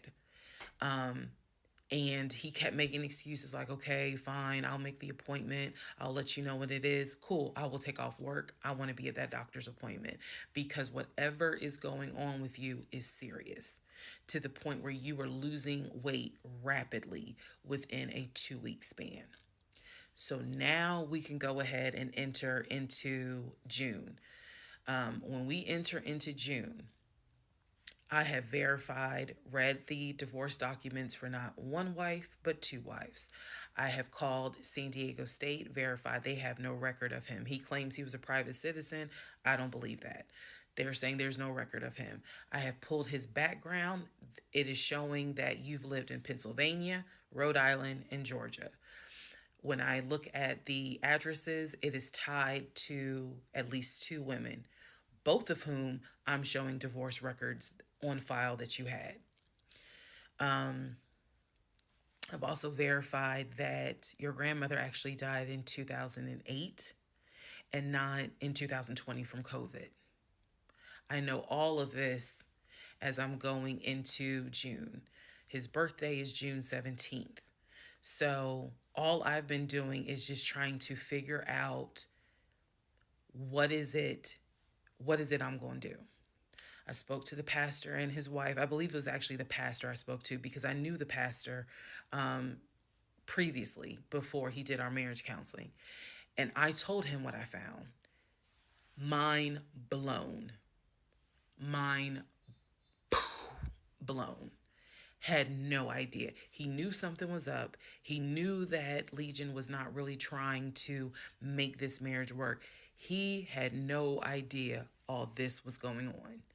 So he asked me, are you wanting to stay or do you want to end the marriage? I said, oh, absolutely, I'm ending it. Oh, hell yeah, I'm ending it. I have to. I have to end it. I have no idea who that man is in my guest bedroom. Not to mention, on top of all of this, he had lied about the death of the ex-wife's daughter. Part 32. Part 32. Let's get it, y'all. Part 32. Who the fuck did I marry? All right. Well, while she was telling her story, right, I started once again thinking about through it out why she didn't decide to just leave right then and there, and that's been in the course of my mind ever since we started this whole series with her, right, and so I thought about this. I thought about this perspective, okay, and I want to share this with y'all. I want to see what y'all think about this. All right, I believe another reason why she didn't want to leave this dude is because of universal law. All right. One thing about universal law is that tied into universal law is what is known as karma. All right. So I believe that maybe karma and universal law was tied into this where it in a way influenced her to have this type of strength or whatever to dig deep into this, for the simple fact that karma and universal law wanted to expose this dude. Because let's say, hypothetically speaking, she started learning the signs of this dude, right, and she would have left. What would prevent him from being exposed again, and the next relationship, and the next relationship after that, and the next relationship after that? Because obviously we could see by the storyteller, right, by not only her but through the ex-wife as well too, is that this dude have a predatory behavior.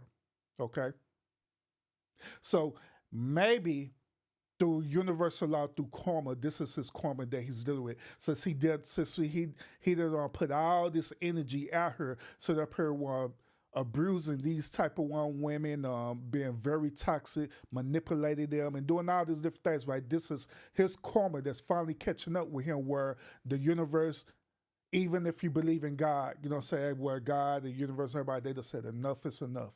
We need somebody to stop this dude once and for all. And maybe this is the reason why. This is the moment why it's happening the way it is. But that's my thoughts. Y'all let me know what you think about that. Do you agree with that or not? Let me know. We're now in June. By this point in June, I have been offered the new job. accepted it, put in my 2-week notice at my previous job, and was going to be starting the new job later on in the month.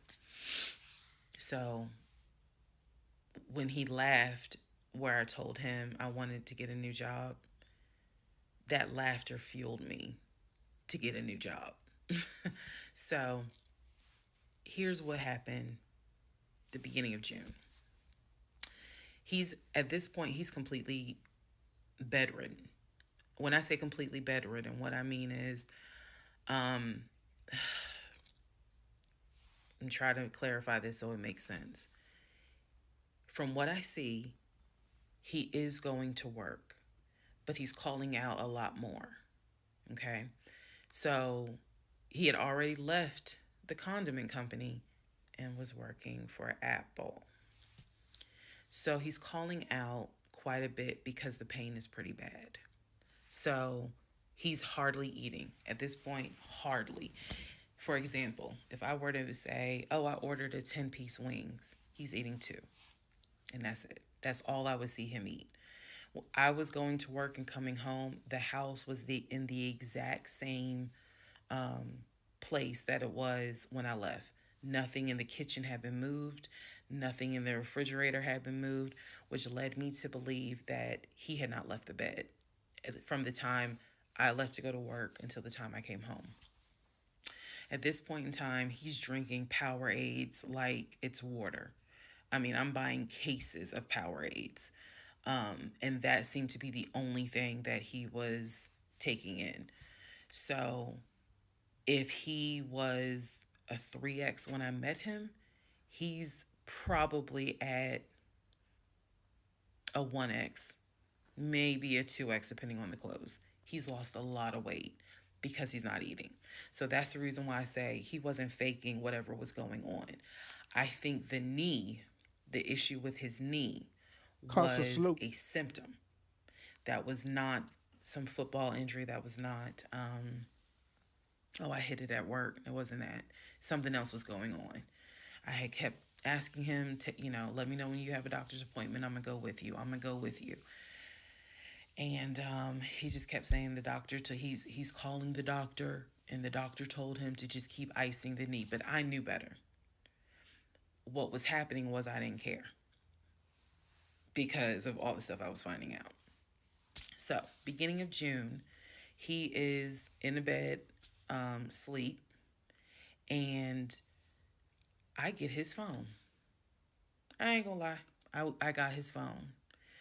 He had a work phone and he had a personal phone. It was the work phone that he had from the condiment company that apparently was never turned in. Follow me. It'll all come out. So he still had the work phone. It was deactivated. But he did not wipe the phone, if y'all know what I mean. Take all the data off. He did not do that. So I looked through the phone and I see this would have been text messages. Text messages between him and a woman named Peaches. Not Peaches. Oh, Lord Jesus. Let's go. Let's go see what Peaches talking about. I go back to the beginning of the text messages. This is on the work phone. This is the beginning of June of 2021. I go back to the text messages the beginning of the text messages between him and Peaches. Yes, that was her name, Peaches. I'm reading the thread because he's knocked out sleep. So I'm in the bathroom with the door locked, reading the thread. And what I can tell is that he met Peaches on POF. If you don't know what POF is, it is Plenty of Fish. Hey, he met him on POF as well, too. Hey, like I had told y'all about POF, all right? I told y'all my experience on POF. When I was on POF, man, say, I cleaned up on POF. I ain't lying. I didn't get no wife out of POF, but I sure did got a lot of play on POF for real. I ain't lying. But y'all, good to you. Eating website. He met Peaches I saw the messages in June, so he met Peaches around February. Met Peaches from POF. And apparently Peaches was, there's no nice way to say it. Apparently Peaches was a prostitute. So, and the reason why I say that is because in the text messages, she's listing the prices. So he asked for a hand job. This is in the text messages. She told him it would be like $40. He asked how much would it be for oral. She said it would be 60, because it was 60 and 80. One was the price with a condom, one was the price without one. So no messages after that. She sent a picture, he sent a picture. No messages after that. So in other words, these messages were not back to back every single day. There's breaks in between the messages. So like a message was in March, the next message is in April. Message in April, next message is like 2 weeks later. So, I just thought about this too, y'all. I'm tell y'all a story. It's something that happened to me on PL2. I actually got catfished on POF, okay? But it ain't the way how y'all think it is, okay? How the way it happened was that a person had took my picture and they was using my picture as their profile picture on POF to holler at people. Kid you not. I'm gonna tell y'all this story on one day, but not right now. So, he's asking her the prices. Next message I see would have been from a few weeks prior to the date of this. So this was the beginning of June. The message is from sometime beginning of May, where he is thanking her and says to her, thank you so much. That was really great. I hope I can see you again. Then there's messages where she said, hey, basically she was at a new spot. She must have moved. So he said, okay, I'm gonna come through. I'm gonna come see you. He's asking her to confirm the address. He was like, is it the house with the brown trash can with a white car in the front? She says, yes. So I'm thinking he was actually in front of the house when he's texting. Yeah, people still do be using them dating apps. They do. These messages. Then again, he does whatever he does, and he sends her a message a few hours later saying, thank you. That was great. I'm reading all this. And I will tell you guys something that you may or may not understand. Some women may or may not understand it. The cheating didn't even faze me. Didn't even faze me. I didn't cry. I did not feel like, what did I do wrong? I was relieved. The reason why I was relieved is because up until this point, I kind of struggled a little bit on whether or not, God, I know, Lord, you hate divorce, but I can't stay with a guy that lies. So when I saw the cheating stuff, I was like, oh shoot, thank you, Jesus. Okay. Cause I know my Father in heaven's going to forgive the fact that I'm going to divorce him for infidelity. Go ahead. It's fine. Jesus will forgive me. So I was relieved, to be honest with you. Like, oh, okay. The crazy part about it is that a lot of people they don't read the Bible. They only see parts that preachers tell them about. But it is a part in the Bible where it tells you that you can divorce. You can divorce that person due to irreconcilable differences, if I said it correctly. Sure can. Not just for infidelity, but that's another topic another day. I got grounds now, bitch. That's how I felt. So saw the messages, forwarded the messages to my phone.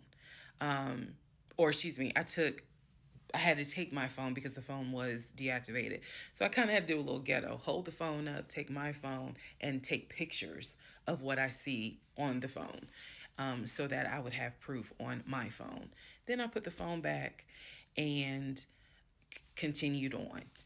Now, in the next part is the day that he gets kicked out. And I will tell y'all what happened. Oh man.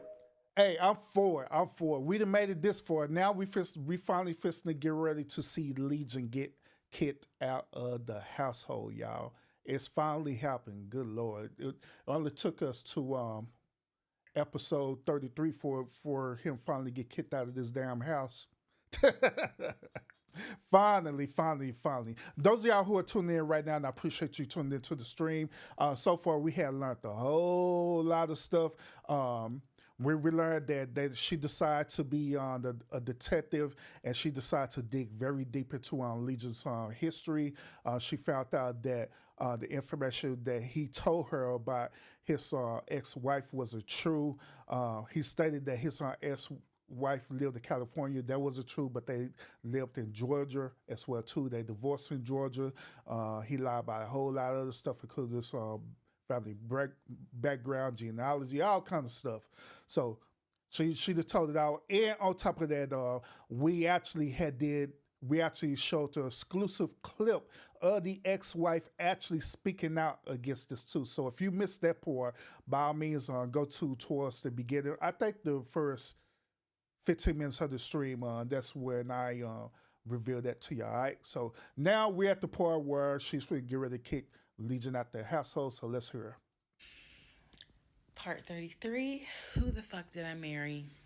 June 17th, 2021. So, and they actually got a date this time.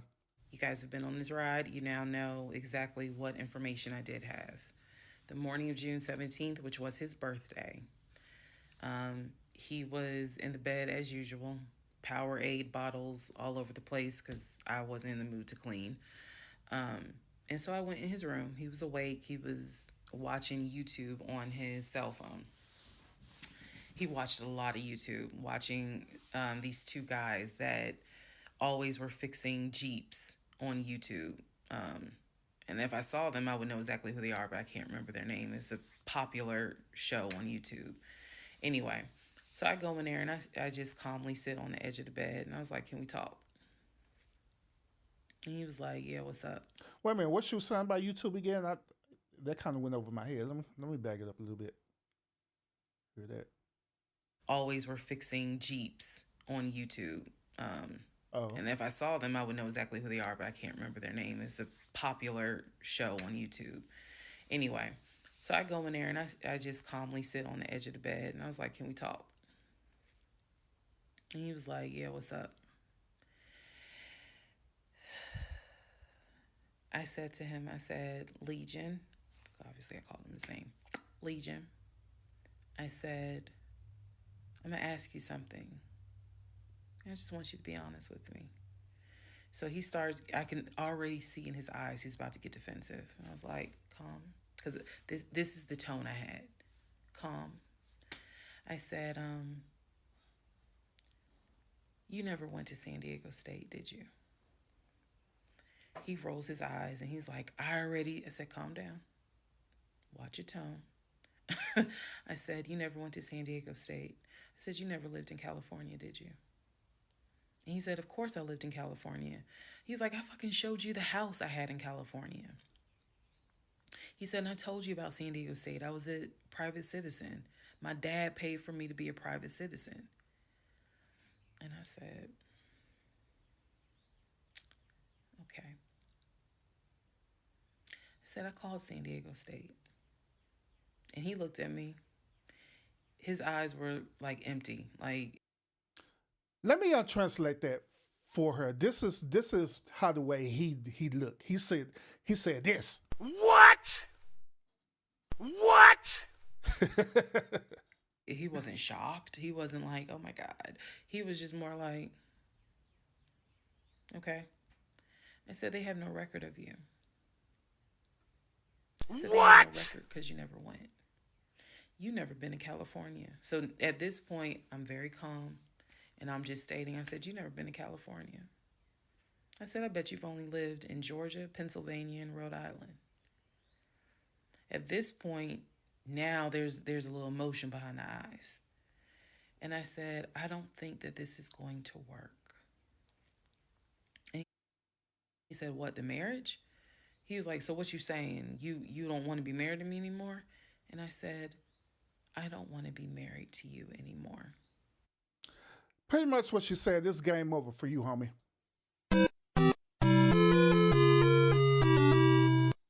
You have officially ran out of lives.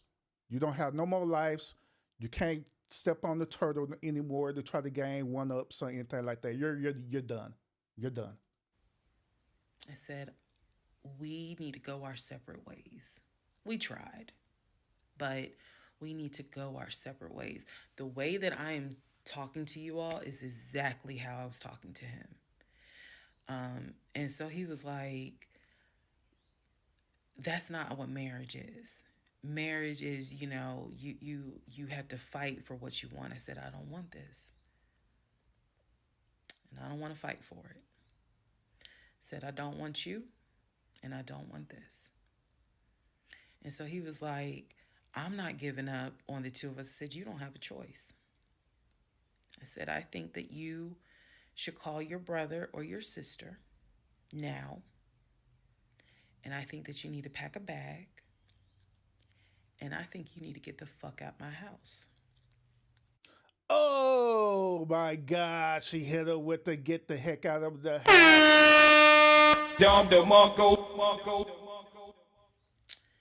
And he was like, I don't really have time for this. I don't feel well. I said, I don't care. You need to get out of my house. Again, the way I know y'all are going to be like, she's so dramatic. And I am actually a very dramatic person. But the way that I'm talking to you guys on this video is exactly how I was talking to him in the beginning of how this started. So I said, you need to call your brother, or call your sister because she's in Douglasville, and you need to go stay there. You need to get out this house today. Immediately. Basically what happened was, at first, he refused. He wasn't moving fast enough for me. And so he called his aunt. And his aunt was on speakerphone. Let me preface that. She was on speakerphone. And so she was like, what's going on? And he was like, my wife don't want me no more. She claimed that I be lying to her. I ain't never lied to her. When I heard this, what's the analogy I can give y'all? When I heard him say to his aunt, I ain't never lied to her before, something in me snapped. The best analogy I can give you, do y'all remember that movie Carrie? When she was at the prom, everyone was laughing at her. The blood had fallen down on her. And there was a moment where her eyes just went wild. And you knew something was about to happen. You just didn't know what. But y'all had pushed her too far. When he said to his aunt, I ain't never lied to her, I snapped. The calmness left. The amount of rage that was in me. I could have fought every member of the Kansas City Chiefs and beat every last one of their asses. I could have fought. Not the Super Bowl champions, the Kansas City Chiefs. God damn. Whoa. What the hell? Every member on the Atlanta Falcons and beat every last one of their asses. I'm not a violent person, but I was there. That statement, I ain't never lied to her, took me there. I went off. I went off. I went off so bad that first of all, every part of me was shaking. I called my mom. My mom was on speakerphone, and she's in Arkansas. My mom's a praying woman. I was cussing like a sailor. My mom finally said, put him on the phone. So I gave him the phone, and I'm standing there, and I'm looking around the room. Is the scene that I remember is the Angela Bassett scene in Waiting to Exhale, when her eyes are darting around the room right before she grabs everything to put it in the car to set it on fire.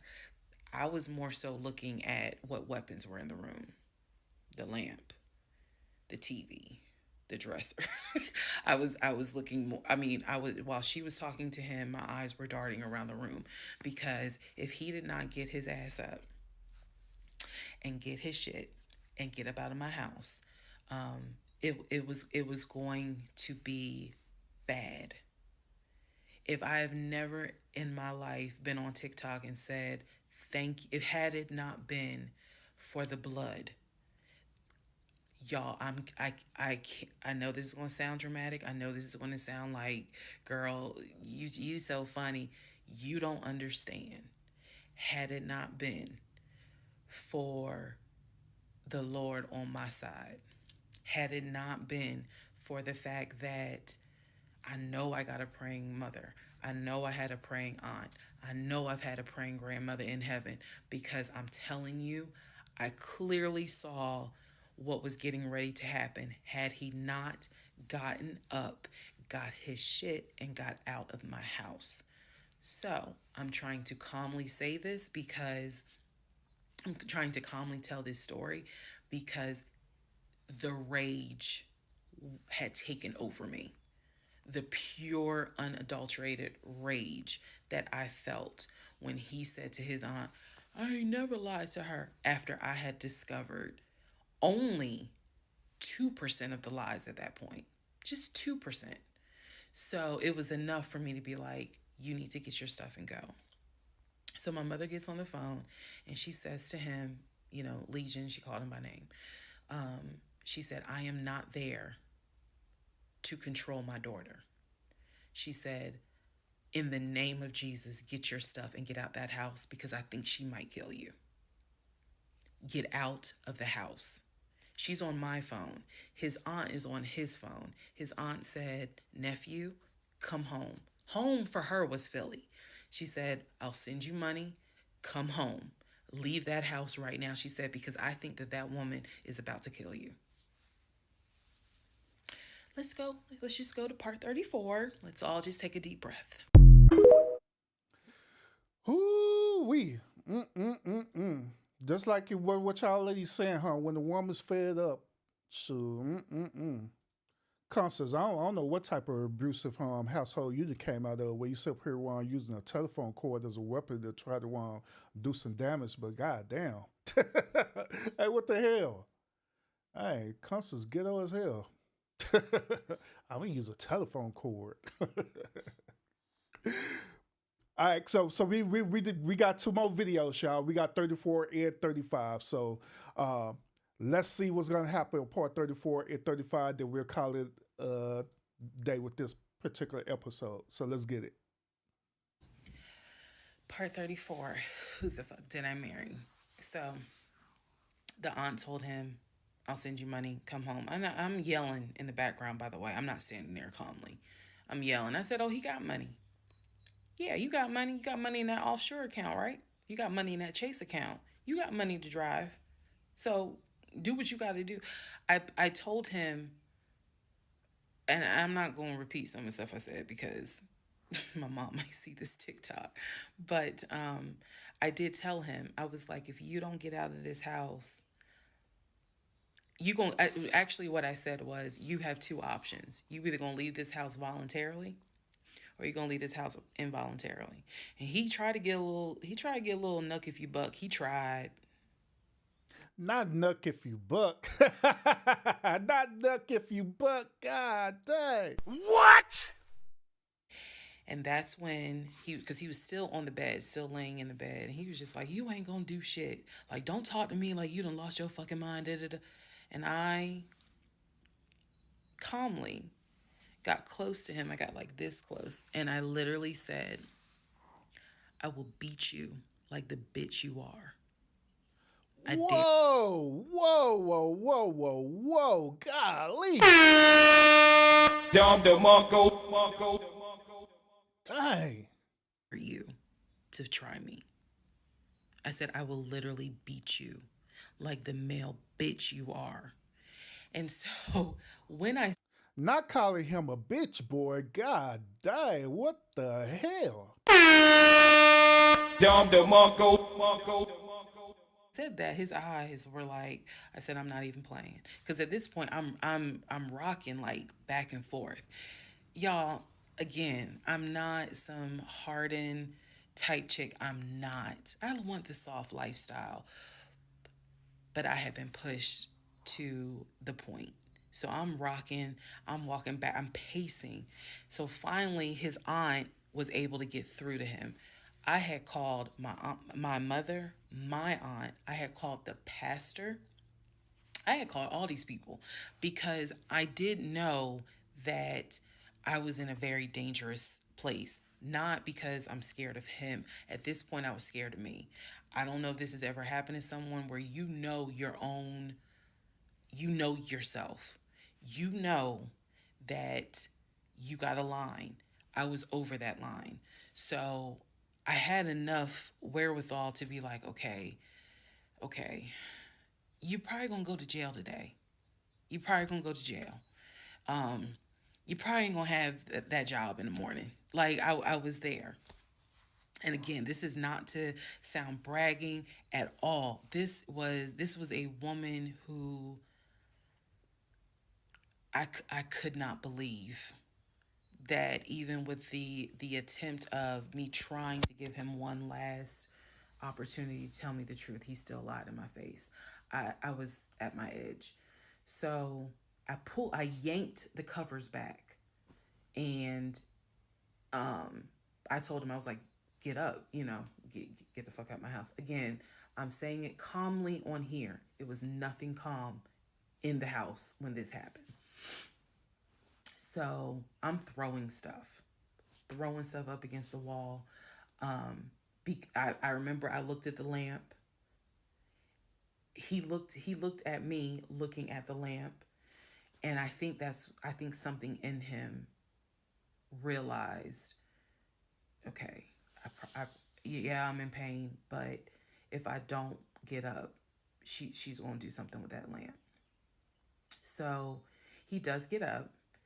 He is still on the phone with the aunt, because the aunt was pretty much like, keep me on the phone. She did not want him to hang up. He throws some stuff together. Again, keep in mind, he has all his stuff in the house. So he basically packed like 2 bags worth of clothes. And he's limping around, and I'm standing in the hallway watching him like a probation officer. So he's limping around, and I'm looking at the condition of the bedroom. This is when I noticed Legion had been semi-bedridden. Remember, I told y'all that, because the knee and other stuff. I look at these bottles of Powerade, because he had been drinking Powerade so much at this point. He was not getting up to go to the bathroom. He was drinking the Powerade and then using the empty bottles to pee in. So there was about 6 bottles around the bed. And I was like, what is this? Because again, I hadn't really been going in that room. I was busy being CIA, FBI, and Homeland Security for the past 2 weeks. So I was like, what is this? He was like, I'm going to throw it out. He grabbed a trash bag, put the bottles in there. And I said, what are in those bottles? I said, tell me. And I think I started like twitching. Like, tell me. That is not piss in those bottles. He was like, I couldn't make it to the bathroom. I was in too much pain. So at this point, I'm even more like, yeah, get the fuck out. Get out. Get out of my house. So I helped him. While he was packing his bags, I went downstairs. I took the house key off of his keys. I went back upstairs. He had his 2 bags. I grabbed the 2 bags. Yes, I did. I grabbed the 2 bags. I had opened up the garage. I had already popped the trunk for his car and threw the bags in the car. I did that because I was like, you getting out this house. You getting out this house today. You can't come back. You can't come back ever. So it took him about 2 hours from the time of I will beat you like the bitch you are for him to actually leave the house. Again, I'm calm telling y'all this story. It was not calm in the house. So he eventually puts on some sweatpants. Now I can really see how much weight he has lost. But he puts on some sweatpants. He puts on a shirt. He's limping down. He's like, you really gonna kick me out on my birthday? I just looked at him. You're out of there, bro. I just looked at him. Opened the door. He went through the garage, got into his car, called, his aunt was still on the phone, and she was like, I'm gonna send you some money. And that's the part I was like, clearly he has the money. Like, you ain't got to send him money. He doesn't even have to go to Philly. He can just go get a hotel for now. I don't care what he does. He just got to leave his house. So he ends up getting in the car, driving off. My mom calls and she's just like, is he still there? I said no. I had not told her what all he had lied about. Even in the midst of me being angry and me going off, I never told him that I spoke to the ex-wife. I never told him I knew he was lying about the stepdaughter, because then he would have asked how, what makes you say that? So I did keep my word. I never told him I spoke to her. So he eventually left. I text a friend of mine. I text my landlord. I said, I have an emergency. I need to know if it is okay to get the locks changed. Landlord was like, that's fine. My landlord was super cool. Shout out to Mr. Patel. I went to Home Depot. Mr. Patel. Bought brand new locks. Text a friend of mine, asked him, when you get off work, can you please come by my house? I need the locks changed today. So he was like, oh, okay, what's going on? I said, I'll explain it later. So to give you a timeline of June 17th, when I asked him about San Diego State and I told him that I know you've never even been to California, that was about 8:30, 9 o'clock in the morning. By the time he left the house, it was maybe going on noon, 1 o'clock. So this happened pretty quickly. If you're wondering, why did you even ask him? I already knew that I wanted out. I knew that. But for some reason, a part of me was like, let's just see if he'll be honest just one last time. And he wasn't. And it sent me into a rage.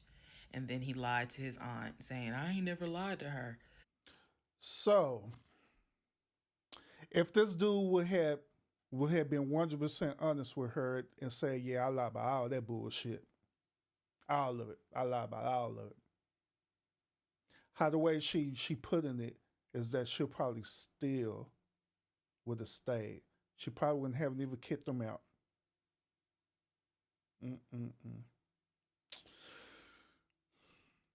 And that sent me over the edge. So by 1 o'clock, by 1:30, he was gone. By 2:30, I had done a pretty good job of cleaning up the bedroom. He had thrown away the Powerade bottles, so I didn't have to touch those. I stripped the sheets. Anything that he touched in that bedroom, I stripped the sheets, threw them in a trash bag, threw them out in the trash can. And so most of this was adrenaline. Adrenaline was pushed because I hate packing. I hate doing all that stuff. I went on Amazon. I ordered oversized, large tote bags because I was packing up all his shit. All right, so final part 35, y'all. We fixing to get it, and after this, we'll pick up on this story tomorrow. All right, and I already had a live schedule too, by the way. So y'all know one. So you can share it either on your community wall if you have one, or set the notifications when I do this live on tomorrow. Also, I am going to do another one show later on tonight. I've been pushing this other show due to this, but I'm going to do that show tonight. Okay. The show that I'm going to do tonight is going to be a very similar story based on what Risa is going through. All right. Very similar story where this other young lady is dealing with a narcissistic beta male simp dude.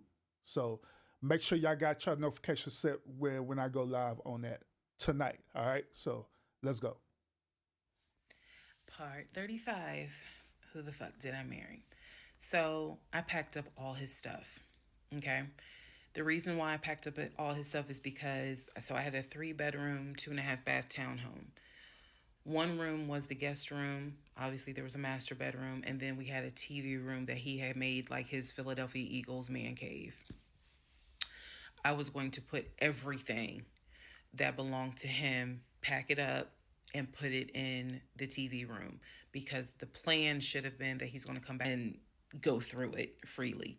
Because when he packed in a hurry, he left obviously really important things. He left all his Invicta watches. He left all his WWE championship belts. And if you know anything about WWE championship belts, you know those things are expensive. He left all his Jordans. He left suits. He left Cole Haan shoes.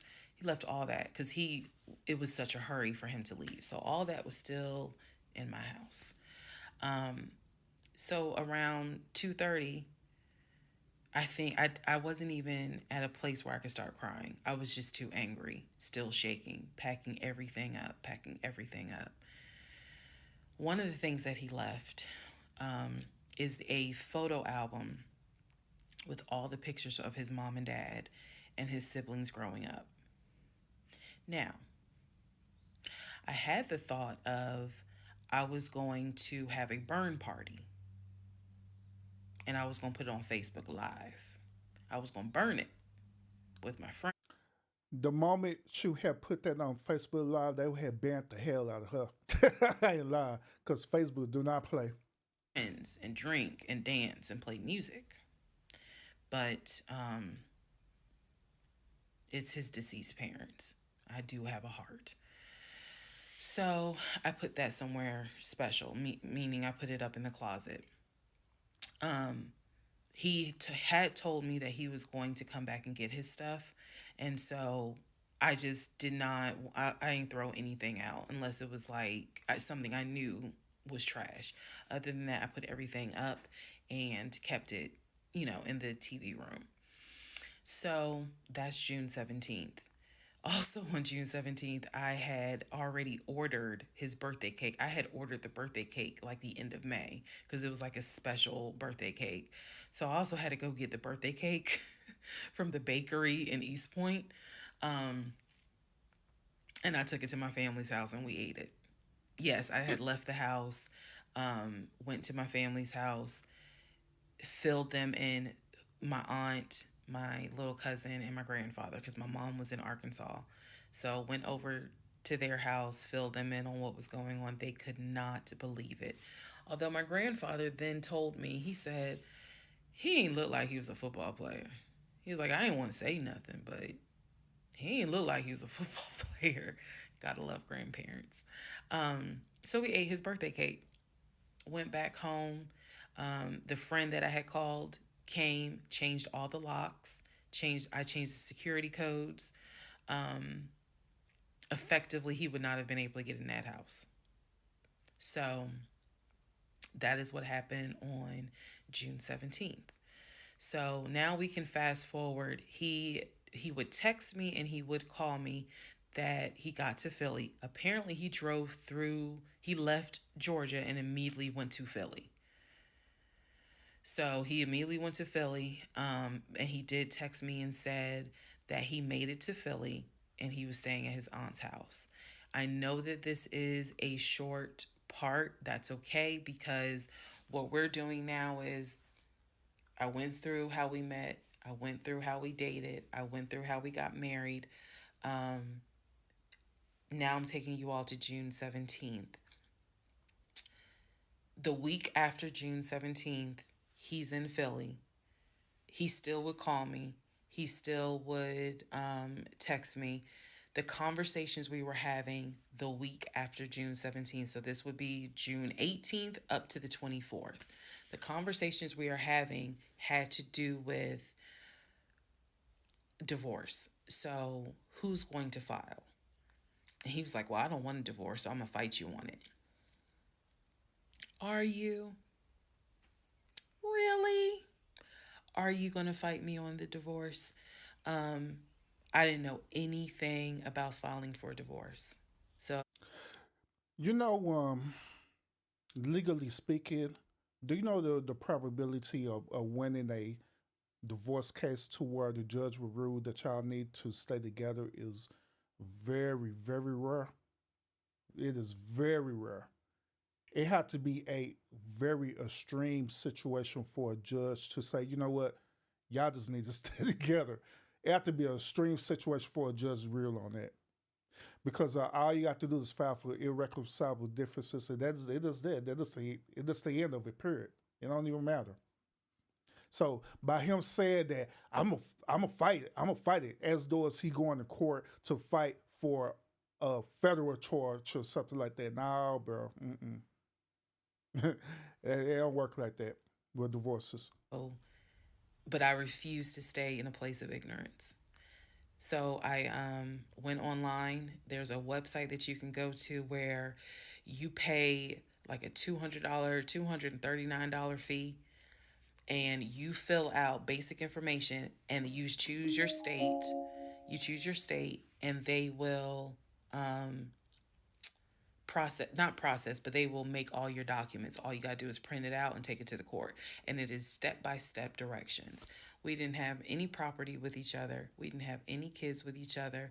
So by the state of Georgia's standards, this should be an uncontested divorce. Absolutely.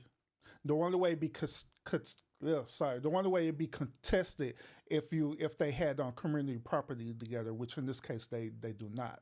All right. So, and that goes along. I did videos talking about marriage and divorce and about the licenses and all that stuff there. So I'm not going to want to reiterate it, but yeah. So the conversation that last week, the week of June 18th to the 24th, was about divorce. What stuff do you want to keep? Well, I'm going to come and get all my stuff. I just don't understand why you couldn't talk to me about it. I said, there's no room for talking because you've been lying to me since day one. But even still, keep in mind, as of June 17th, June 18th, June 19th, I did not know what I know now. So the lies were really only like 5% of the whole story.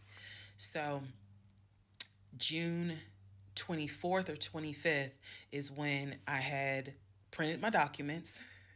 And I'm laughing because at this point in time, I've read y'all's comments about how that man will print out stuff. I know. But I used the website, typed all my stuff in, got my documents, and then I went.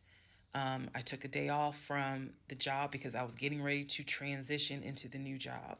So I left work early, went to the courthouse, and filed for divorce. I filed. I paid. And then I already had the documents where he would have needed to sign so that it could then be entered into for a divorce settlement agreement. So going into part 36 or 35, I know there's so many parts. Going into the next part is where I can tell you guys what happened with him, because he drove to Philly and he was in Philly for about a week, maybe 3 to 4 days. Then I get a message on Facebook Messenger from a woman claiming to be his cousin. Lord Jesus. So the cousin tells me, well, actually I can tell y'all. So the cousin tells me that he's there. He's telling the family that I kicked him out. He's telling the family that I kicked him out after he walked in on me having an affair, that I stole his money, and I then kicked him out. And the man I was having an affair with, he said, was a law enforcement officer who used his duty weapon to threaten him to get out the house. This is what he told his family.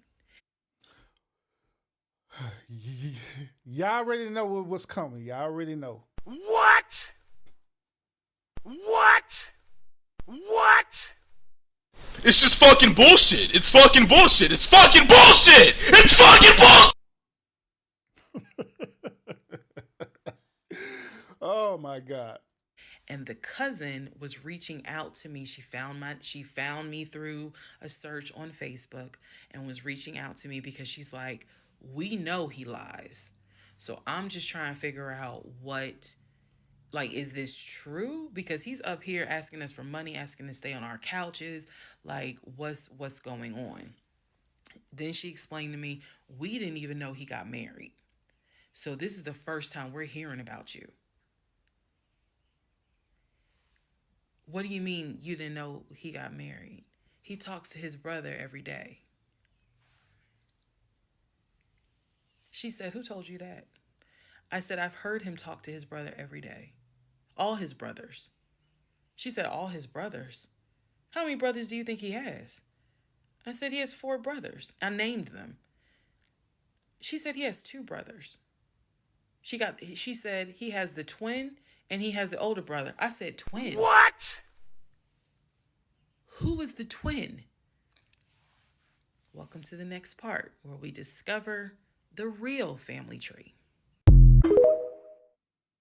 And guess what? I know that it's getting juicy as hell now, y'all, but we're gonna stop right there. We're gonna stop right there. I know, y'all. I know it's crazy as hell now. It's getting real crazy. But we're gonna start at part 36 tomorrow. We're gonna start at part 36 tomorrow. All right, y'all. So yeah. So I appreciate y'all enjoying the content today. It is very, very interesting. But one point that I do want to make before I get off, because I ain't lying, I'm hungry as hell, y'all. But one point that I do want to make is this. She did make a really, really terrible mistake. The mistake that she made is that she had kicked that dude out. That's the mistake that she made. Now I know y'all going to say, Urban, what? Y'all gonna say, Urban, what? What? I know y'all gonna say that. How did she make the mistake of kicking him out? Let me explain to you the mistake that she made. What she should have had did was this. She should have went on ahead and filed for the divorce before kicking him out. That's what she should have did. She should have went to the magistrate, and she should have had got the clerk and all the stuff signed a part, and she signed a part. She should have did all that prior before kicking him out, and then she should have presented that document, even though he would say, I'm going to fight it, whatever, stuff like that. Should have found some way to get that dude to sign that document that she don't have to worry about what was going to happen. Because how the way this dude sound, right? He sound like that type of person that since he moved to Philly, he probably gonna be that type of person where he gonna try to delay signing that document, meaning that he gonna try to keep her married to him as long as possible. I done heard on stories where dudes would not sign that thing until about 5 or 6 years later. And by that time, that's when they're trying to marry someone else. And the only way you could get remarried is that you have to legally divorce the person. And so that's when they'll finally decide, that's when they finally will decide to sign that document. So that's why I said that she made the mistake. She should have went on and got all that filed in the beginning prior before that. Got that dude to sign in some crazy way. Dope that dude up or something while he was dope up to sleep. Hey, should have wake him up in his sleep. Say, hey, can you sign this piece of paper? It's and make it sound like something that's going to benefit him. It's a piece of paper that I'm trying to get medicine from it or something like that, and make sure that that dude was super doped up and get a signature and to sign that mug and been done with it. That's what she should have did. That's what I'm saying. But it is what it is. We all live and learn. But yeah, so other than that, y'all, we are going to want to kick out part 36 on tomorrow at the same time. So make sure y'all have y'all notifications set. I do have a live that's on schedule later on tonight. Just like I said, there it's another woman who's dealing with a similar situation as Risa. And I want to get y'all perspective about this. Now, her story is not a drawn out saga, okay? It's not a drawn out saga one. There's think about 3 or 4 parts to her story. And I know we could get through 3 or 4 parts. If we could get through 10 videos of her, I know we could get through 3 or 4 parts of this other person that we're going to show later on tonight, all right? So make sure y'all have your notifications set when I go live on that show, all right? So thank y'all so much. One last thing, too. I want to do a special shout-out to, once again, all my moderators. Man, I ain't lying. I got the most dopest moderators in the whole YouTube streets all together. I ain't lying on that. Dom DeMarco. I appreciate every single time when my moderators pull up and, you know, they do what they do, want to keep the conversation going and help protecting urban as well too. So I appreciate the whole lot. I appreciate y'all what y'all do and all that good little stuff, you know. So shout out to y'all. So other than that, y'all, thank y'all so much. I'm figuring ready to go give me some lunch, y'all, and I will see y'all again on the next episode. Peace out. Peace out.